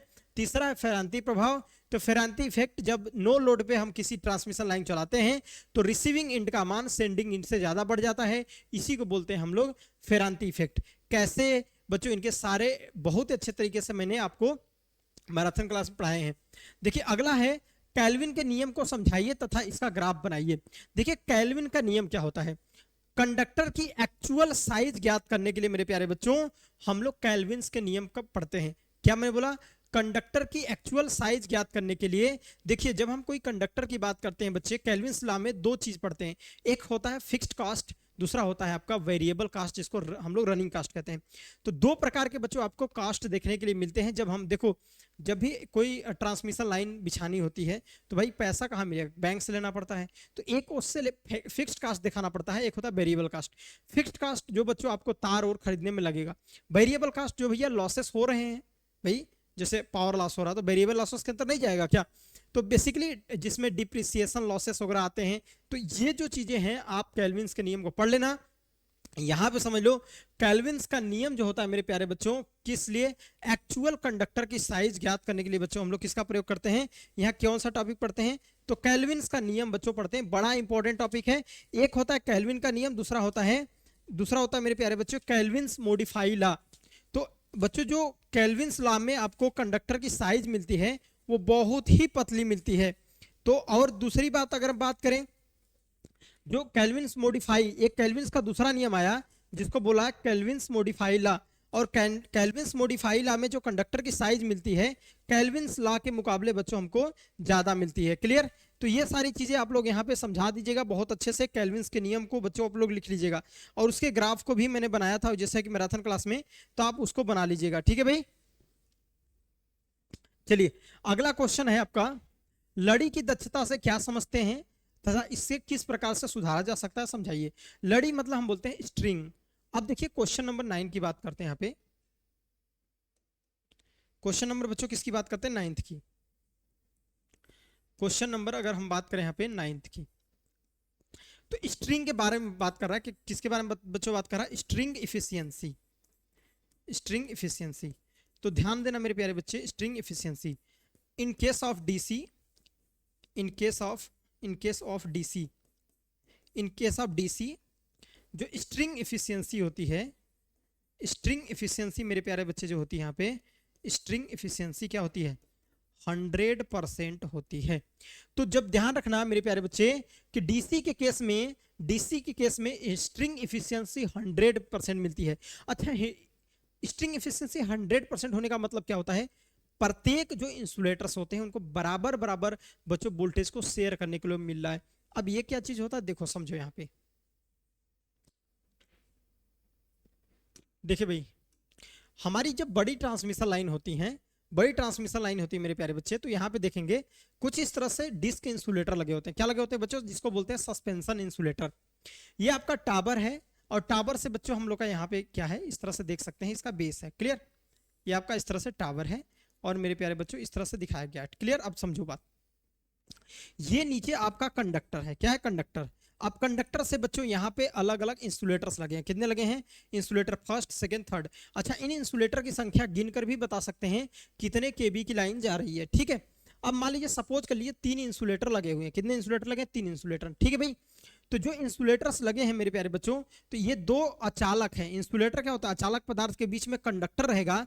तो मेरे प्यारे बच्चों कोई भी यानी दो अगर अचालक, देखो ये आपका कंडक्टिंग मटेरियल, ये आपका कंडक्टिंग मटेरियल, बीच में इंसुलेटर क्या बनाएगा? कैपेसिटर नहीं बनाएगा क्या? दो चालक के बीच में अचालक माध्यम हो, दो चालक के बीच में अगर डाइलेक्ट्रिक मटेरियल है तो बच्चे क्या बनाता है? वो कैपेसिटर बनाता है। तो बात समझ में आ गई? तो मतलब अगर देखिए ये कंडक्टिंग मटेरियल, ये कंडक्टिंग मटेरियल, बीच में हमारा क्या, दिस इज इंसुलेटर, क्या बनाएगा? कैपेसिटर। तो बेसिकली बस ये बताना होता है कि भैया देखो जो आपके इंसुलेटर्स लगे होते हैं, जो कंडक्टर, जो वोल्टेज की शेयरिंग होती है, इफिशियंसी जितनी ज्यादा होगी, इफिशियंसी 100% का मतलब सभी इंसुलेटर बराबर बराबर बच्चों क्या करते हैं? बेसिकली आपके बराबर बराबर वोल्टेज को बियर करते हैं। लेकिन जब स्ट्रिंग इफिशियंसी कम होती है तो मेरे प्यारे बच्चों जो कंडक्टर के पास इंसुलेटर होता है उसको ज्यादा वोल्टेज शेयर करना पड़ता है। तो स्ट्रिंग इफिशियंसी मेरे प्यारे बच्चों आप लोगों को पढ़ के जाने हैं, बड़ा इंपॉर्टेंट है। और स्ट्रिंग इफिशियंसी को देखो मैंने बहुत ही बेहतरीन तरीके से आपके मैराथन क्लास में समझाया है। वहां पे इसके तो मैंने एक छोटे से डेरिवेशन भी कराया, तो आप वहां पे जाके देख सकते हैं। क्लियर भाई? चलिए, तो ये सारे क्वेश्चंस आप लोग पढ़ लेंगे। चलिए क्वेश्चन नंबर यहाँ पे 10 नंबर बात करते हैं। विभिन्न लाइन पैरामीटर कौन कौन से होते हैं, इनकी गणना किस प्रकार से किया जा सकता है, समझाइए। देखो लाइन पैरामीटर यानी क्वेश्चन नंबर बच्चों हम 10 की बात करते हैं, क्वेश्चन नंबर 10। तो किसकी बात है? हम बात कर रहे हैं लाइन पैरामीटर, लाइन के पैरामीटर, ध्यान रखिए लाइन पैरामीटर। देखो भाई लाइन पैरामीटर हमारे कौन से होते हैं? पहला होता है आर, दूसरा होता है एल, तीसरा होता है बच्चे सी, और चौथा होता है जी, यानी रजिस्टेंस, यानी यही आपके लाइन पैरामीटर है। Resistance, inductance, resistance, inductance, this is capacitance, capacitance, ठीक है जी। और मेरे प्यारे बच्चों होता है conductance, this is called conductance. ये आपके होते हैं line parameter, this is called line parameter. मेरे प्यारे बच्चों जो ट्रांसमिशन लाइन होती है, ध्यान रखिएगा, जो आपकी ट्रांसमिशन लाइन होती है, ट्रांसमिशन लाइन, ट्रांसमिशन लाइन मैंने बताया था 3 टाइप के आपके ट्रांसमिशन लाइन पढ़ोगे। एक होती है शॉर्ट ट्रांसमिशन लाइन, एक होती है शॉर्ट ट्रांसमिशन लाइन, टीएल लिख दे रहा हूँ ट्रांसमिशन लाइन। दूसरी होती है medium transmission line, medium TL मतलब ट्रांसमिशन लाइन। और तीसरी होती है long transmission line, long transmission line. तो मतलब 3 टाइप के आपको ट्रांसमिशन लाइन देखने के लिए मिलेंगी, शॉर्ट ट्रांसमिशन, मीडियम और लॉन्ग। शॉर्ट ट्रांसमिशन लाइन किसको बोलेंगे बच्चे? देखिएगा तो अप टू 80 किलोमीटर, 80 किलोमीटर दूरी तक की जो लाइन होती है उसको हम लोग क्या बोलते हैं बच्चों? हम लोग बोलेंगे शॉर्ट ट्रांसमिशन लाइन, ठीक। और मेरे प्यारे बच्चों 80 किलोमीटर से, ध्यान दीजिएगा, 80 किलोमीटर से लेकर 160 किलोमीटर तक की जो लाइन होती है वो मेरे प्यारे बच्चों क्या कहलाती है? आपकी बेसिकली कहलाती है दिस मीडियम ट्रांसमिशन लाइन। और एबव बात करते हैं, एबव 160 किलोमीटर, 160 किलोमीटर से अधिक की लाइन है। बच्चों कुछ बुकों में इसको लिखा है 200 किलोमीटर से अधिक की लाइन है, तो ये हमारी होती है लॉन्ग ट्रांसमिशन लाइन। तो शॉर्ट ट्रांसमिशन लाइन के लिए जो लाइन पैरामीटर हम लोग यूज करते हैं, देखिए इसके लिए लाइन पैरामीटर होता है this is R L, this is series parameter. इसको क्या बोलते हैं? सीरीज पैरामीटर, सीरीज पैरामीटर, ये होते हैं हमारे आर एल सीरीज पैरामीटर। तो शॉर्ट ट्रांसमिशन लाइन के लिए जो पैरामीटर होते हैं रेजिस्टेंस और इंडक्टेंस होते हैं। मीडियम ट्रांसमिशन लाइन के लिए होता है आर एल एंड सी, मतलब रेजिस्टेंस, इंडक्टेंस एंड कैपेसिटेंस, ये तीनों होते हैं बच्चे। और जबकि लॉन्ग ट्रांसमिशन लाइन में मेरा होता है R L C and G, this is conductance. यानी जो लॉन्ग ट्रांसमिशन लाइन के लाइन पैरामीटर कौन से होते हैं? रेजिस्टेंस, इंडक्टेंस, कैपेसिटेंस और कंडक्टेंस। तो ये मेरे प्यारे बच्चों लाइन पैरामीटर हैं, इनके बारे में बहुत अच्छे से डिटेल से आपको पढ़ के जाइएगा, बाकी मैराथन क्लास में मैंने कराया है। अगला क्वेश्चन है बच्चों, सिरोपरी लाइनों की तुलना में भूमिगत लाइनों के लाभ लिखिए। कह रहा है कि जो ओवरहेड लाइन होती है, सिरोपरी मतलब सर के ऊपर से, मतलब सिंपल सी बात है, अगर आपके सर के ऊपर से देख रहे हो अगर कोई लाइन जा रही है तो हो गई ओवरहेड लाइन। भाई रेलवे में देखे हो, रेलवे में क्या होता है? जितनी भी ज्यादातर लाइन देखते हो ऊपर ओवरहेड लाइन होती है और वहां से पेंटोग्राफ होता है, उससे रगड़ता हुआ चला जाता है। लेकिन पुराने टाइम में या मेट्रो जैसे कोलकाता मेट्रो के पास देखोगे, थर्ड रेल सिस्टम भी यूज होता है, जो कि जमीन जैसे 2 पटरी पर ट्रेन चल रही है, तीसरी वाली पटरी पे इलेक्ट्रिसिटी दौड़ रही है, उसी से इलेक्ट्रिसिटी लेगी। तो वो तो बच्चों हमारा थर्ड रेल सिस्टम होता है। लेकिन आप जब ट्रांसमिशन लाइन की बात करते हैं, आपके गांव तक लाइन जो आती है, कैसी लाइन आती है? Overhead line. ओवरहेड लाइन का मतलब क्या है कि भैया हमारे सर के ऊपर से जो लाइन जा रही है वो हमारी ओवरहेड लाइन है, सिंपल तरीके से। क्लियर। और अंडरग्राउंड सिस्टम किसको बोलते हैं? जो अर्थ के अंदर से हम अंडरग्राउंड लेके जा रहे हैं, मतलब जमीन को पहले हमें खुदाई करनी पड़ेगी, उसके बाद हमें बच्चों क्या करना पड़ेगा, वहां पे केबल बिछाना पड़ेगा, एक पाइप के अंदर केबल को डालना पड़ेगा जिससे वो केबल खराब ना हो। और मेरे प्यारे बच्चों इस तरह से हम लोग को लगाना पड़ता है। जो अंडरग्राउंड सिस्टम में केबल बिछाई जाती है उसमें टाइम ज्यादा लगता है, खर्च भी ज्यादा लगता है। आप देखते हैं जब शहरों में अंडरग्राउंड केबल बिछाई जाती है, चेक होता है, तो पूरी की पूरी बच्चों देखते हैं कि पूरा जो रोड होती है उसकी खुदाई हो जाती है और बहुत दिक्कत होता है। अब बच्चों वहां पे दिक्कत होता है और टाइम भी ज्यादा लेती है। ओवरहेड लाइन में अगर बेसिकली अगर नॉर्मल सी बात कर लो, अंडरग्राउंड सिस्टम में कोई फॉल्ट आ गया तो उसको सही करने में बहुत टाइम लग सकता है।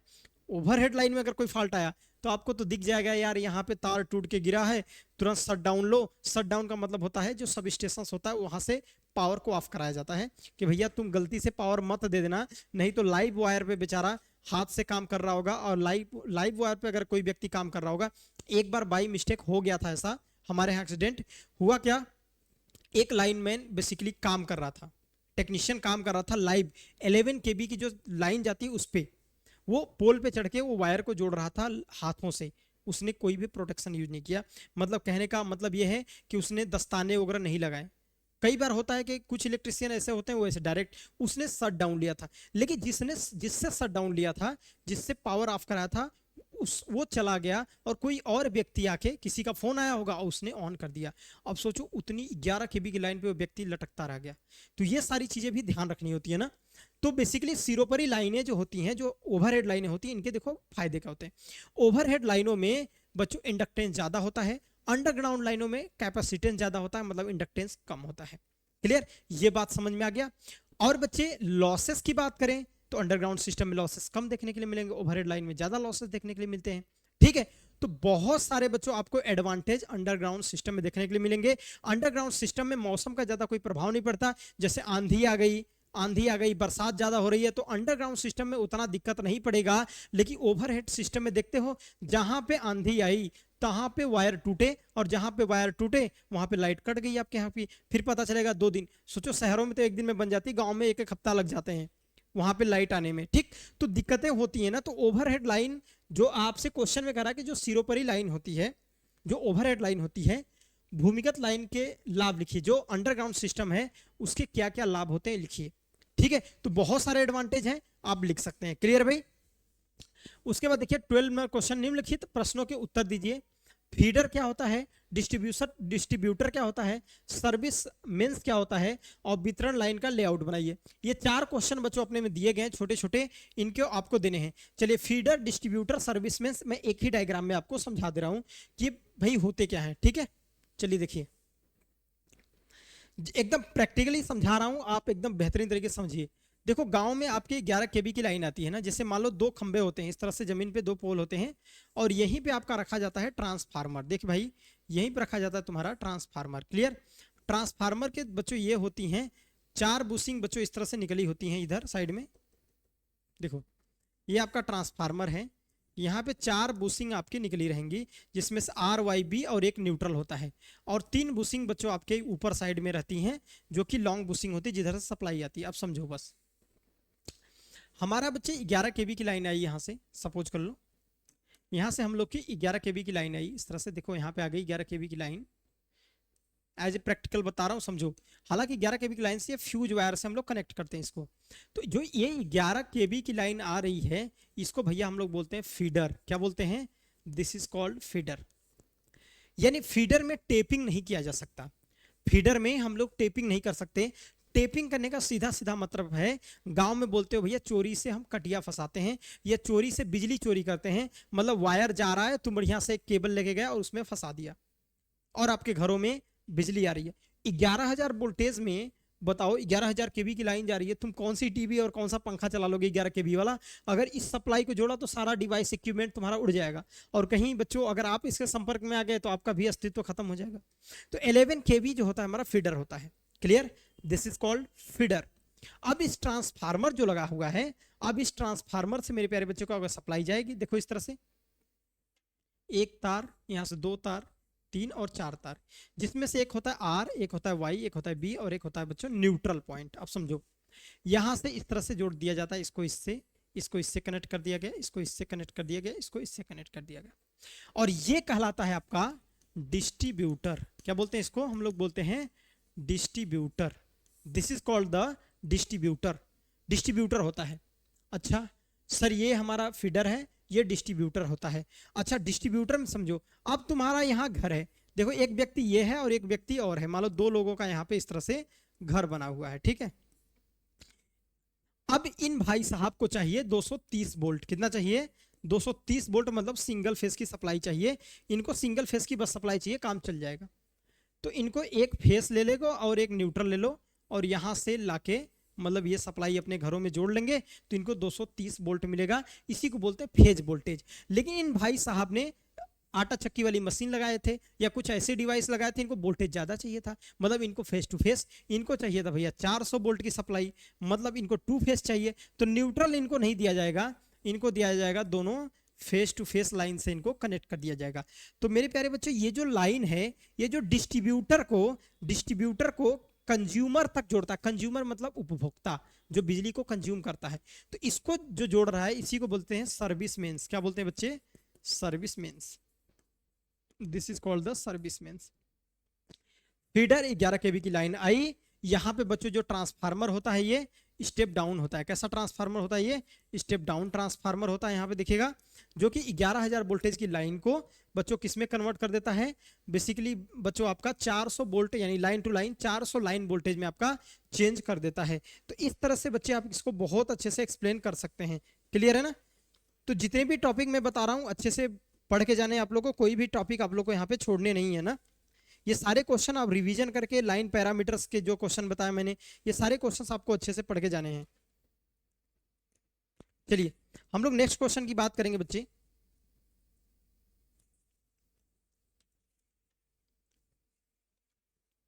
चलिए, तो बेसिकली आपको एग्जाम में बच्चों जो डायग्राम बनाना रहेगा, तो अगर मान लीजिए डीसी डिस्ट्रीब्यूटर सिस्टम, अब मान लीजिए कि ये तो मैंने समझा दिया कि ये फीडर है, फिर उसके बाद हमारे पास क्या होता है? डिस्ट्रीब्यूटर और सर्विस मेंस। ठीक, डिस्ट्रीब्यूटर में हम लोग टेपिंग कर सकते हैं, जबकि फीडर में हम लोग कोई भी टेपिंग नहीं कर सकते। बाकी मैंने डिटेल्स में आपको मैराथन क्लास में पढ़ाया है, तो वहां पे जाके बच्चे क्लास को आप लोग देख सकते हैं। ठीक है ना? चलिए, आप सपोज के लिए इस तरह से डायग्राम नहीं बनाना चाहते हैं, तो कैसा बना सकते हैं?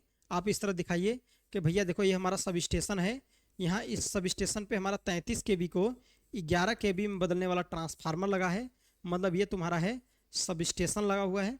अब सब स्टेशन से बच्चों जो लाइन आई, ठीक है, जो सब स्टेशन से लाइन बेसिकली आ रही है, इसको हम लोगों ने बोला फीडर। क्या बोला? फीडर। फीडर के बाद बच्चे क्या होगा हमारा? फीडर के बाद हमारा आएगा डिस्ट्रीब्यूटर। फीडर के बाद क्या आएगा हमारा? डिस्ट्रीब्यूटर। तो डिस्ट्रीब्यूटर के लिए यहाँ पे बच्चों हम लोग को एक ट्रांसफार्मर लगाना पड़ेगा, ठीक है, जिसको बोलेंगे हम लोग, देखिए यहाँ पे एक ट्रांसफार्मर लगेगा।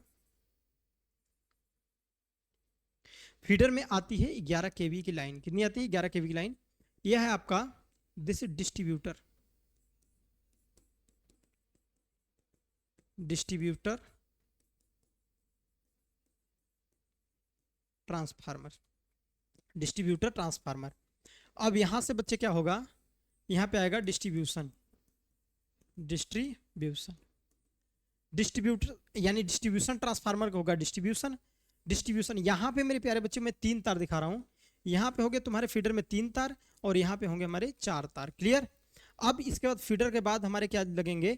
इसके बाद हम लोग कनेक्ट करेंगे, यानी ये हमारा सब स्टेशन है। सब स्टेशन पे बच्चों, यहाँ पे सब स्टेशन पे लगेगा हमारा ट्रांसफार्मर 33 केवी बाई 11 केवी का स्टेप डाउन ट्रांसफार्मर लगेगा। क्लियर? इसके बाद हमारे क्या होते हैं, यहाँ पे इस तरह से लाइन को बढ़ा के आप दिखा देंगे कि हमारे भैया यहाँ पे टेपिंग की जाती है।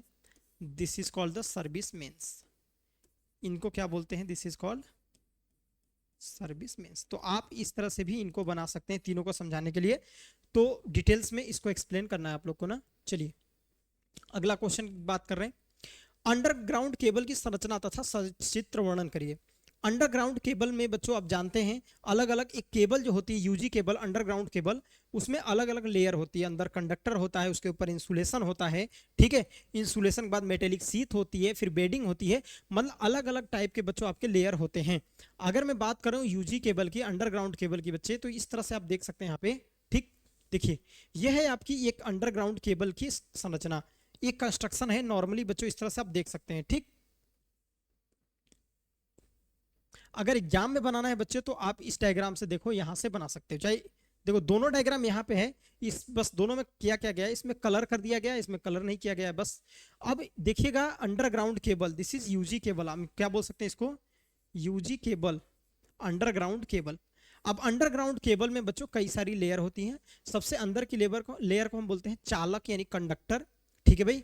तो ये कंडक्टर होता है, उसके ऊपर हमारा इंसुलेशन होता है। एक ट्रिक होता है, ध्यान देना बच्चे, यहाँ पे एक ट्रिक होता है जिसको बोलते हैं सिम्बास। क्या होता है, सिम्बास। देखो, C for conductor, I for insulation, मतलब कंडक्टर के जस्ट ऊपर इंसुलेशन, उसके बाद मेटेलिक सीथ, मेटेलिक सीथ के ऊपर बेडिंग होता है, बेडिंग के ऊपर बच्चों आर्मरिंग, आर्मरिंग के सबसे ऊपर बच्चों क्या होता है हमारा, सर्वेइंग होता है। और इनके बारे में अब लिखना होता है कि मेटेलिक सीथ का कार्य क्या होता है। बच्चों यहाँ पे लेड सीथ या फिर इसको मेटल सीथ भी बोल देते हैं, इसी को हम लोग क्या बोलते हैं, मेटल सीथ, मेटल सीथ के नाम से बच्चे जानते हैं, ठीक है। मेटल सीथ सबसे बाहरी आवरण जो होता है केबल का, वो होता है हमारा सर्वेइंग होता है, और बच्चों आर्मरिंग होता है, फिर वेडिंग होता है, लेड सीथ, मतलब ये हमारी जो केबल होती है इनके अलग अलग लेयर्स होते हैं, और इनके बारे में डायग्राम बना के सभी लेयर के बारे में बच्चों लिखना होता है। जैसे हमारा कंडक्टर है, कंडक्टर में क्या होगा, करंट को फ्लो कराया जाएगा। इंसुलेशन, इंसुलेशन का कार्य पता है कि क्या प्रोवाइड कराता है, इट इज बच्चों दोनों जो कंडक्टर से कहीं आपस में शॉर्ट वगैरह ना हो जाए, ठीक है। तो बेसिकली इसके लिए इंसुलेशन लगाते हैं। मेटेलिक सीथ मैकेनिकल बच्चों ज़्यादा मैकेनिकल इंजरी वगैरह से बचाने के लिए मेटेलिक सीथ लगाई जाती है। मेटेलिक सीथ का बच्चों और काम होते हैं, फिर आर्मरिंग लगाया जाता है, उसके ऊपर बेडिंग लगाया जाता है। तो ये सारे जो बच्चों इसके पार्ट्स हैं, इनके बारे में आपको लिखना रहता है, ठीक। इसी तरह से एक्सप्लेन करके बताइएगा। वितरण प्रणाली में होने वाली विभिन्न हानियां कौन कौन सी हैं, समझाइए। देखिए डिस्ट्रीब्यूशन सिस्टम बच्चों, टेक्निकल लॉसेस के बारे में बच्चों, नॉन टेक्निकल लॉसेस जो होते हैं उनके बारे में बात करना है। नॉन टेक्निकल लॉसेस में बच्चों जो कंज्यूमर बिजली नहीं फील करते, देखो बेसिकली कुछ ऐसे टेक्निकल लॉसेस होते हैं जो कि आपके इंस्ट्रूमेंटल, जैसे पावर लॉसेस हो गया।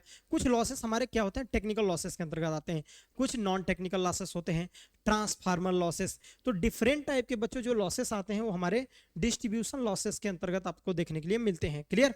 उसके बाद बच्चों 15 नंबर क्वेश्चन में देख सकते हैं, भूमिगत केबलों में होने वाले दोष तथा उनको ज्ञात करने के लिए विभिन्न प्रकार के परीक्षण लिखिए। कौन कौन से परीक्षण होते हैं जिसके द्वारा बच्चों हम लोग भूमिगत केबलों का जो भी फॉल्ट्स आते हैं उनको चेक करते हैं। साथ ही साथ बच्चों मूरे लूप टेस्ट के बारे में आपको समझा रहा है। तो बेसिकली मूरे लूप टेस्ट के लिए आप कौन सा डायग्राम बनाते हैं, देखिए अगर मूरे लूप टेस्ट की बात करेगा तो आप ये बच्चे डायग्राम बना सकते हैं, ठीक है। मूरे लूप टेस्ट के लिए आप ये डायग्राम बना दीजिएगा, क्लियर। मूरे लूप टेस्ट के द्वारा हम लोग अर्थ फॉल्ट से बचा सकते हैं, किससे, अर्थ फॉल्ट से बच्चों हम लोग इसको प्रोटेक्शन के लिए हम लोग मूरे टेस्ट का प्रयोग करते हैं। कई बार पूछा जाता है कि मूरे लूप टेस्ट का प्रयोग क्यों करते हैं, तो हमारी जो अंडरग्राउंड केबलें होती हैं उसको अर्थ फॉल्ट से, इसमें लिखा है Murray loop test for earth fault test, earth fault से बचाने के लिए हम लोग मूरे जो लूप टेस्ट होता है उसको करते हैं। किस प्रकार से करते हैं ये सारी चीजें आप मैराथन क्लास में देख सकते हैं, वहां पे मैंने डिटेल्स से बातें किया है, ठीक है भाई। तो मतलब ये डायग्राम बना के आपको एक्सप्लेन करना है और लिखना क्या है, मूरे लूप टेस्ट, जिसके द्वारा अंडरग्राउंड केबल में होने वाले, कौन से होने वाले, अर्थ फॉल्ट को बच्चों प्रोटेक्शन किया जाता है, या उसका सॉरी नॉट प्रोटेक्शन, टेस्ट किया जाता है, उसका परीक्षण किया जाता है। तो इस तरह से बच्चे आप लोग लिख देंगे, क्लियर। अगला देखिए, सब स्टेशन, सब स्टेशन का वर्गीकरण करिए और आउटडोर सब स्टेशन का विस्तार में समझाइए।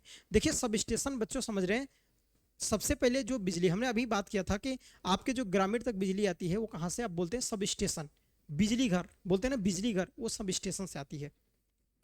अब बच्चों सब स्टेशन दो प्रकार के होते हैं, एक होता है इंडोर, दूसरा होता है आउटडोर सब स्टेशन। कई बार पूछा जाता है, अगर हम सब स्टेशन की बात करें, यहाँ पे क्वेश्चन नंबर आपका 16 है, सब स्टेशन, सब स्टेशन। देखिए सब स्टेशन एक्चुअल में दो टाइप का होगा, एक होता है इंडोर, क्या होता है इंडोर, दूसरा होता है आउटडोर, आउटडोर। तो दो टाइप के होते हैं कि indoor sub station, sub station short में ऐसे लिख सकते हैं, outdoor sub station. Indoor sub station जो होते हैं उसके लिए बच्चों हमें ईंट वगैरह की जरूरत पड़ेगी, बच्चों आपको सीमेंट की जरूरत पड़ेगी, मतलब एक अंदर बनाया जाता है। इंडोर मतलब समझ लो घर के अंदर, मतलब सब स्टेशन जो रिले वगैरह होंगे सारे बच्चों इसमें लगे रहेंगे। और आउटडोर मतलब जो बाहर आपको दिख रहा होगा वो बच्चे हमारे क्या होते हैं, आउटडोर सब स्टेशन। जहां भी स्विच यार्ड वगैरह में आप लोगों ने देखा होगा तो ज्यादातर आप लोग कौन सा आउटडोर सब स्टेशन बच्चों देखे होंगे। इंडोर सब स्टेशन जब किसी प्लांट वगैरह में जाते हैं तो वहां पे बहुत सारे हमारे इंडोर सब स्टेशन बनाए जाते हैं। तो कई बार इसके देखिए आपसे डिफरेंस भी पूछ सकता है। तो देखिएगा जो उपकेंद्र सब स्टेशन का मतलब होता है उपकेंद्र। उपकेंद्र जो हमारे इंडोर सब स्टेशन होते हैं इनको भवन निर्माण जैसे ईंट, पत्थर, सीमेंट, लोहा, कंक्रीट आदि की आवश्यकता पड़ती है। जबकि बाहरी सब स्टेशन बनाने के लिए हमें बच्चे बालू ईंट की आवश्यकता नहीं पड़ती है, सीमेंट की आवश्यकता नहीं पड़ती, क्योंकि हम लोग इसको बाहर बनाते हैं। इंडोर सब स्टेशन में अधिक लागत लगती है। क्लियर? जो हमारे इंडोर सब स्टेशन होते हैं इनको बनाने के लिए हमें ज्यादा लागत लगती है, जबकि आउटडोर के लिए हमें कम लागत की जरूरत पड़ती है। क्लियर है जी? इंडोर सब स्टेशन में मापन के लिए सारे उपकरण जैसे ammeter, volt meter, frequency meter, जितने भी आपके वाट मीटर, ये सभी के सभी भवन के अंदर मतलब आपके घर के अंदर लगाए जाते हैं इंडोर सब स्टेशन में। आउटडोर स्टेशन में जो सारे चीजें हैं बच्चों वो बाहर ही लगाए जाते हैं, बाहर पैनल पे लगाए जाते हैं। आउटडोर सब स्टेशन में एक पैनल पे लगाए जाते हैं और पैनल को कुछ बच्चों इस तरह से बना दिया जाता है जैसे बरसात के दिनों में मतलब हर एक मौसम को सह सके इस तरह से। मान लो पैनल पे आपका मीटर लगा हुआ है, वोल्ट मीटर लगा हुआ है बच्चों मेजरमेंट करने के लिए, तो उसका कुछ इस तरह से हम लोग कर देते हैं जिससे बच्चों पानी होने की बरसात में उसमें पानी न जाए, हमारा मीटर खराब ना हो, तो कुछ अरेंजमेंट करके रखते हैं। तो ये दो प्रकार के सब स्टेशन होते हैं बच्चों हम लोग बात कर रहे हैं। देखिए अगर हम बात करेंगे इंडोर सब स्टेशन में तो इंडोर सब स्टेशन के लिए जो स्विच गियर बनाया जाता है उसके लिए ज्यादा खर्च लगता है। आउटडोर सब स्टेशन की जो स्विच गियर होती है उसमें कम खर्च लगता है। तो ये बहुत सारे डिफरेंस होते हैं। इंडोर सब स्टेशन महंगे होते हैं, आउटडोर सब स्टेशन सस्ते होते हैं। इंडोर सब स्टेशन के लिए बच्चों भवन के अंदर सारी चीजें हम व्यवस्थित करते हैं, यहाँ पे सब चीजें बाहर भवन के बाहर करते हैं। इंडोर सब स्टेशन में स्विच गियर की मैंने अभी बात किया। इंडोर सब स्टेशन के लिए हमें ईंट, बालू, सीमेंट वगैरह की जरूरत पड़ती है बच्चों बनाने के लिए, जबकि यहाँ पे बच्चों हमें इन सब चीजों की जरूरत नहीं पड़ती है। तो ये जितने भी बातें हैं बच्चों आप लोग दोनों में लिख सकते हैं और इसी के एडवांटेज समझ सकते हैं। और आप कोशिश करिए कि अगर इनके डायग्राम प्रैक्टिस कर लीजिएगा तो और अच्छी बात है, उसको समझा देंगे। क्लियर? अगला है निम्न पावर फैक्टर के क्या कारण हैं, इसे सुधारने के लिए संभावित उपायों को लिखिए। मतलब कह रहा है कि जो पावर फैक्टर खराब होता है क्या कारण है जिससे पावर फैक्टर खराब होता है। चलिए क्वेश्चन नंबर 17 जो है 17 नंबर का क्वेश्चन की बात करें बच्चे, यहाँ पे क्वेश्चन नंबर 17, क्वेश्चन नंबर 17 देखिए low power factor, low power factor, low power factor कारण क्या है? तो इंडक्टिव लोड। सबसे ध्यान देना कारण क्या है? Inductive load. अगर आपके घर में इंडक्टिव लोड ज्यादा है, इंडक्टेंस का मान ज्यादा है, जिस लोड में इंडक्टेंस का मान ज्यादा है मतलब बाइंडिंग कॉइल वगैरह ज्यादा की गई है तो पावर फैक्टर खराब होगा। जैसे ट्रांसमिशन लाइन की बात करते हैं तो ट्रांसमिशन लाइन की दूरी बढ़ाने, ओवरहेड लाइन की बात करते हैं, किसकी बात करते हैं? ओवरहेड लाइन की। ठीक है, OH लिख दे रहे हैं, ओवरहेड लाइन। ठीक है, OH लाइन मतलब ओवरहेड लाइन जो होती है। ठीक है, तो ओवरहेड लाइन जो बेसिकली हम लोग बात करते हैं तो ओवरहेड लाइन में इंडक्टेंस का मान बच्चों क्या होता है? बहुत ही ज्यादा होता है, कैपेसिटेंस का मान कम होता है। तो इंडक्टेंस ओवरहेड लाइन में दूरी जितना ज्यादा बढ़ाओगे इंडक्टेंस का मान बच्चों उतना ज्यादा बढ़ता जाता है। तो एल का मान ज्यादा होने से भैया पावर फैक्टर इंप्रूव खराब होने का कारण ये सबसे बड़ा है कि भैया जितनी ज्यादा लंबी दूरी उतना ज्यादा इंडक्टेंस, और जितना ज्यादा इंडक्टेंस का मान होगा उतना ही ज्यादा पावर फैक्टर खराब होगा। अच्छा, पावर फैक्टर खराब होने से क्या होगा सर? कोई दिक्कत होगी? बिल्कुल होगा।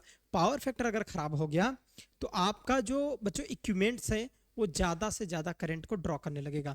मतलब देखो पावर का फार्मूला आप जानते हो, P बराबर होता है, एसी पावर की बात करते हैं, किसकी बात करते हैं? एसी पावर का फार्मूला आपने देखा होगा, BI cos फाई। अब बच्चे यहाँ पे देखो ये cos फाई को ही हम लोग बोलते हैं power factor. This is voltage, this is current. तो मेरे प्यारे बच्चे अगर मैं पावर फैक्टर cos फाई बराबर मैं निकालना चाहूँ, चलो पावर फैक्टर ऐसे छोड़ दो, यहां से अगर मैं करंट निकालूं करंट, तो आप कहोगे सर P cos फाई होगा यदि if P and V is constant. मान लो कि पावर एंड वोल्टेज हमने नियत रखे हैं, कांस्टेंट रखे हैं, देखिए अगर मान लो कि पावर और वोल्टेज को कांस्टेंट रखा गया है, तो करंट जो होगा बच्चों इट इज बच्चों व्युत्क्रमानुपाती होगा पावर फैक्टर के।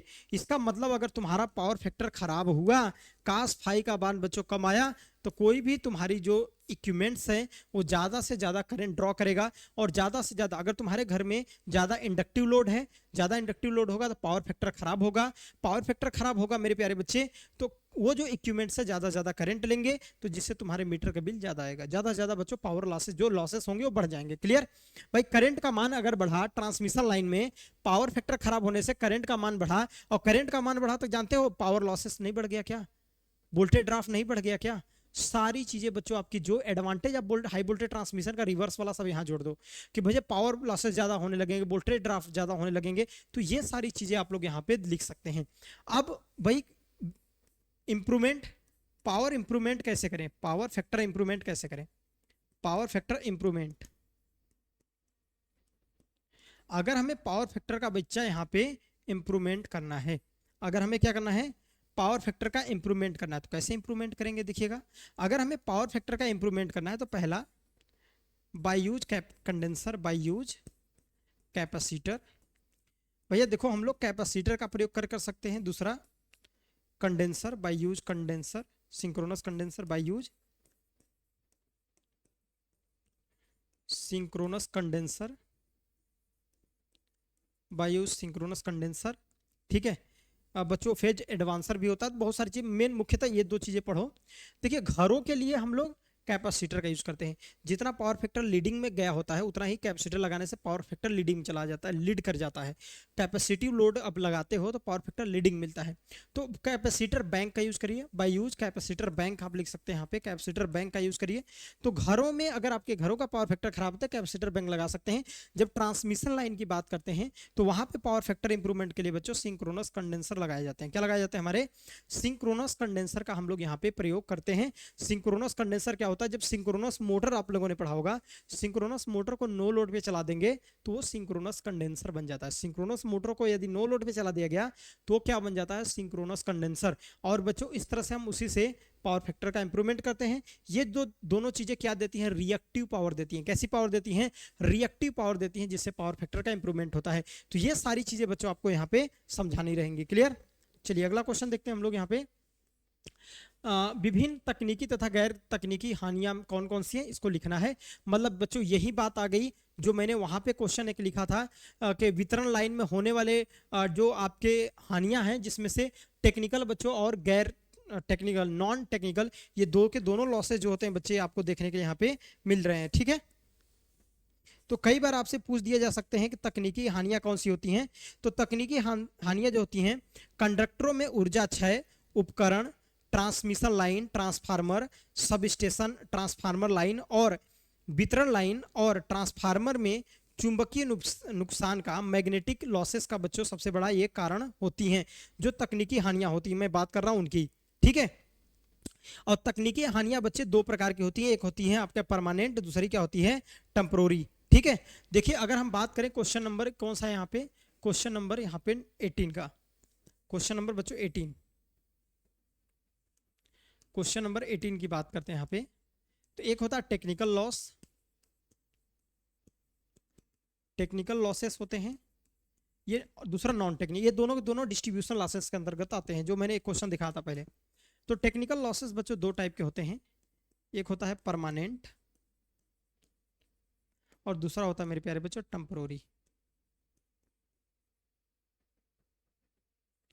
टेम्पोररी एक होता अस्थाई, दूसरा अस्थाई होते हैं टेक्निकल हमारे जो लॉसेस होते हैं। जो परमानेंट लॉसेस आते हैं मेरे प्यारे बच्चों, परमानेंट लॉसेस की बात करते हैं तो इसमें corona loss, leakage, dielectric loss इसके अंदर क्या आएंगे?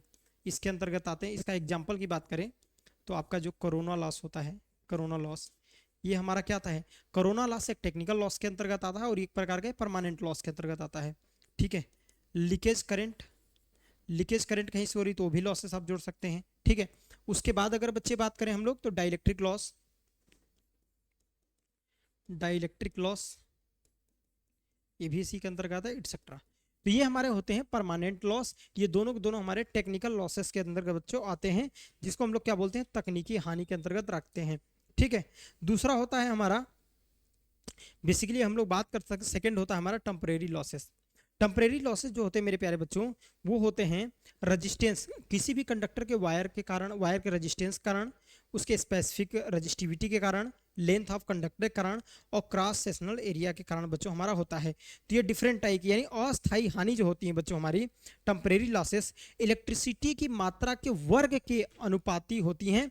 और देखिए समानता 1% धारा का मान बढ़ाने से उसमें बच्चों 1% अधिक हानियां होने लगती हैं। अगर 1% ज़्यादा तुम करंट बढ़ा दोगे तो 1% तुम्हारी हानियां बढ़ सकती हैं। क्लियर है?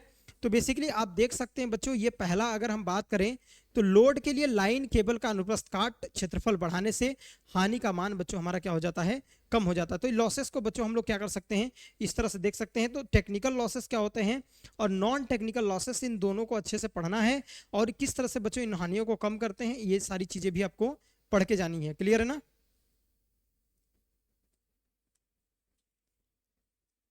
बाकी हमने डिटेल्स में बच्चों आपको बात किया मैंने। दूसरा नॉन टेक्निकल लॉसेस है बच्चों, इसको भी पढ़ के जाएंगे। नॉन टेक्निकल लॉसेस और जैसे गैर तकनीकी बोलते हैं, गैर टेक्निकल लॉसेस। ये सारा मैंने टॉपिक बच्चों आपके मैराथन क्लास में कर दिया। आपका पेपर कल है इसलिए ज़्यादा टाइम देने से कोई मतलब नहीं है। तो आप ये सारे बच्चों जो भी टॉपिक्स हैं इनको बहुत अच्छे से पढ़ के जाइएगा, ठीक है।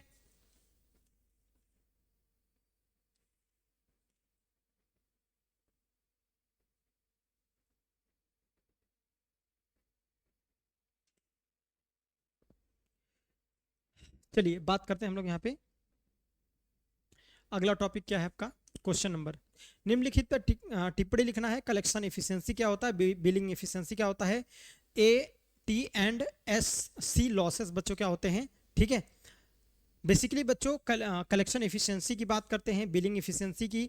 तो इनकी एफिशिएंसी पूछ रहा तो डायरेक्टली अगर आप फार्मूला अगर पढ़ लिख के गए हैं, मैंने बताया था आपको, तो उस फार्मूले को भी यहाँ लिख देंगे। अगला क्वेश्चन 20 नंबर, निम्न को परिभाषित करिए। एसीएसआर कंडक्टर क्या होते हैं। एसीएसआर का पूरा नाम होता है एल्युमिनियम कंडक्टर स्टील रीइंफोर्स, ठीक है।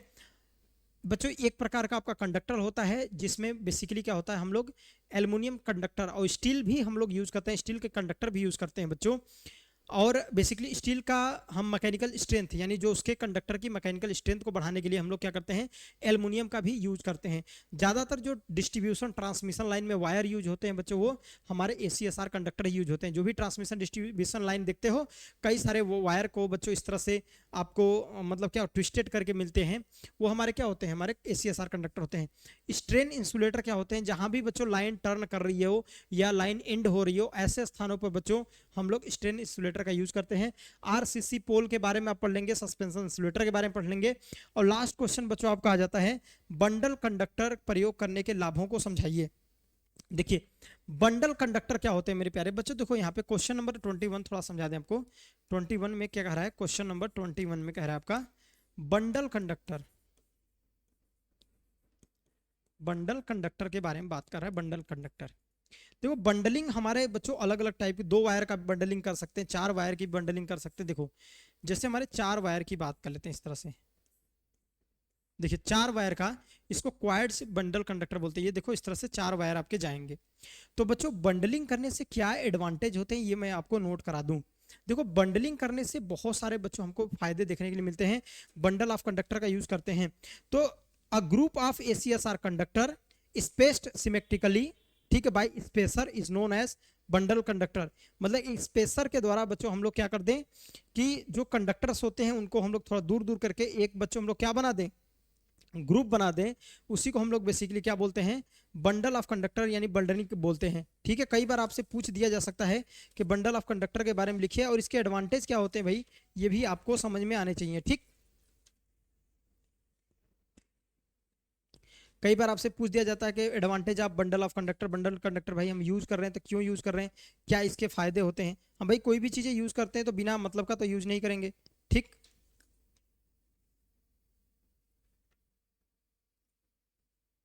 चलिए तो बेसिकली अगर हम बच्चे बात करें बंडल कंडक्टर की, ठीक है, तो बंडल कंडक्टर के प्रयोग करने से सबसे बड़ा एडवांटेज ये होता है कि जो आपका इंडक्टेंस का मान होता है कम हो जाता है। क्या होता है?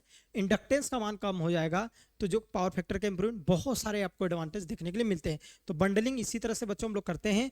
लाइन में, ट्रांसमिशन लाइन में इंडक्टेंस के मान को बच्चों हमें कम करना है, तो हम लोग उसका क्या करते हैं, कंडक्टर्स की बंडलिंग करते हैं, बंडल के फॉर्म में बच्चों कंडक्टर को भेजते हैं।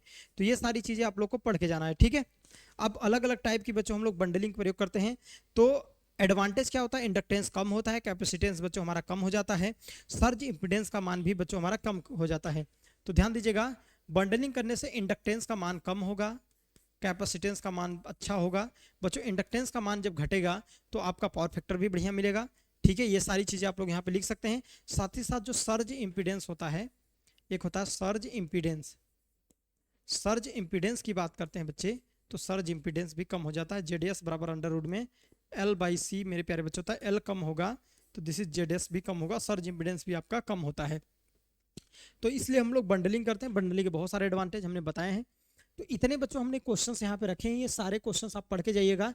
देखिए ये लास्ट के जो टॉपिक हैं, ये जो बच्चों लास्ट के टॉपिक है मैंने लास्ट चैप्टर में कराया है आपको मैराथन के लास्ट में। देखिएगा कलेक्शन इफिशियंसी क्या होती है, बिलिंग इफिशियंसी के बारे में बात किया है, AT&C लॉसेस क्या होते हैं, ये सारी चीज़ें हमने बहुत अच्छे से पढ़ाई है।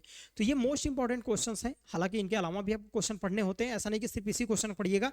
मतलब ये आपके लिए अच्छे क्वेश्चन हैं। देखिए जितने भी थ्योरम्स हैं वो मतलब जितने भी, सॉरी थ्योरम नहीं, इफेक्ट, जितने भी इफेक्ट हैं, जैसे स्किन इफेक्ट हो गया, कोरोना इफेक्ट हो गया, प्रॉक्सिमिटी इफेक्ट हो गया, उसके बाद मैं बात करूं तो फेरांती इफेक्ट हो गया, ये सारे इफेक्ट, सैग क्या होता है, स्ट्रिंग इफिशियंसी कैसे फाइंड करते हैं, बात समझ में आ गया। ट्रांसमिशन लाइन के हाई ट्रांसमिशन वोल्टेज के लिए एडवांटेज क्या होते हैं, जितने भी लेआउट है, चाहे डिस्ट्रीब्यूशन सिस्टम का चाहे ट्रांसमिशन सिस्टम का, भैया वो देखो लेआउट बना लेना आप लोग। ये सारे चीजें आप लोग बहुत अच्छे से प्रैक्टिस करके अच्छे से पढ़ के जाइएगा। Clear. Medium transmission line, short transmission line क्या होती है, सारे टॉपिक्स आप लोग पढ़ के जाएंगे। चलिए सभी को ऑल दी बेस्ट आपके एग्जाम के लिए। ये जितने क्वेश्चन मैं बताऊँ इनको जरूर आपको पढ़ के जाने हैं, और आप लोग के पास टाइम बहुत कम है, तो जल्दी से जल्दी इन क्वेश्चन को पढ़ लीजिएगा और अपना पेपर बहुत अच्छे से दीजिएगा। किसी भी क्वेश्चन को बच्चों आप लोगों को छोड़ना नहीं है। तो चलिए इसी के साथ क्लास को यहाँ पे एंड करते हैं। सभी लोग अपना ध्यान रखिए। धन्यवाद।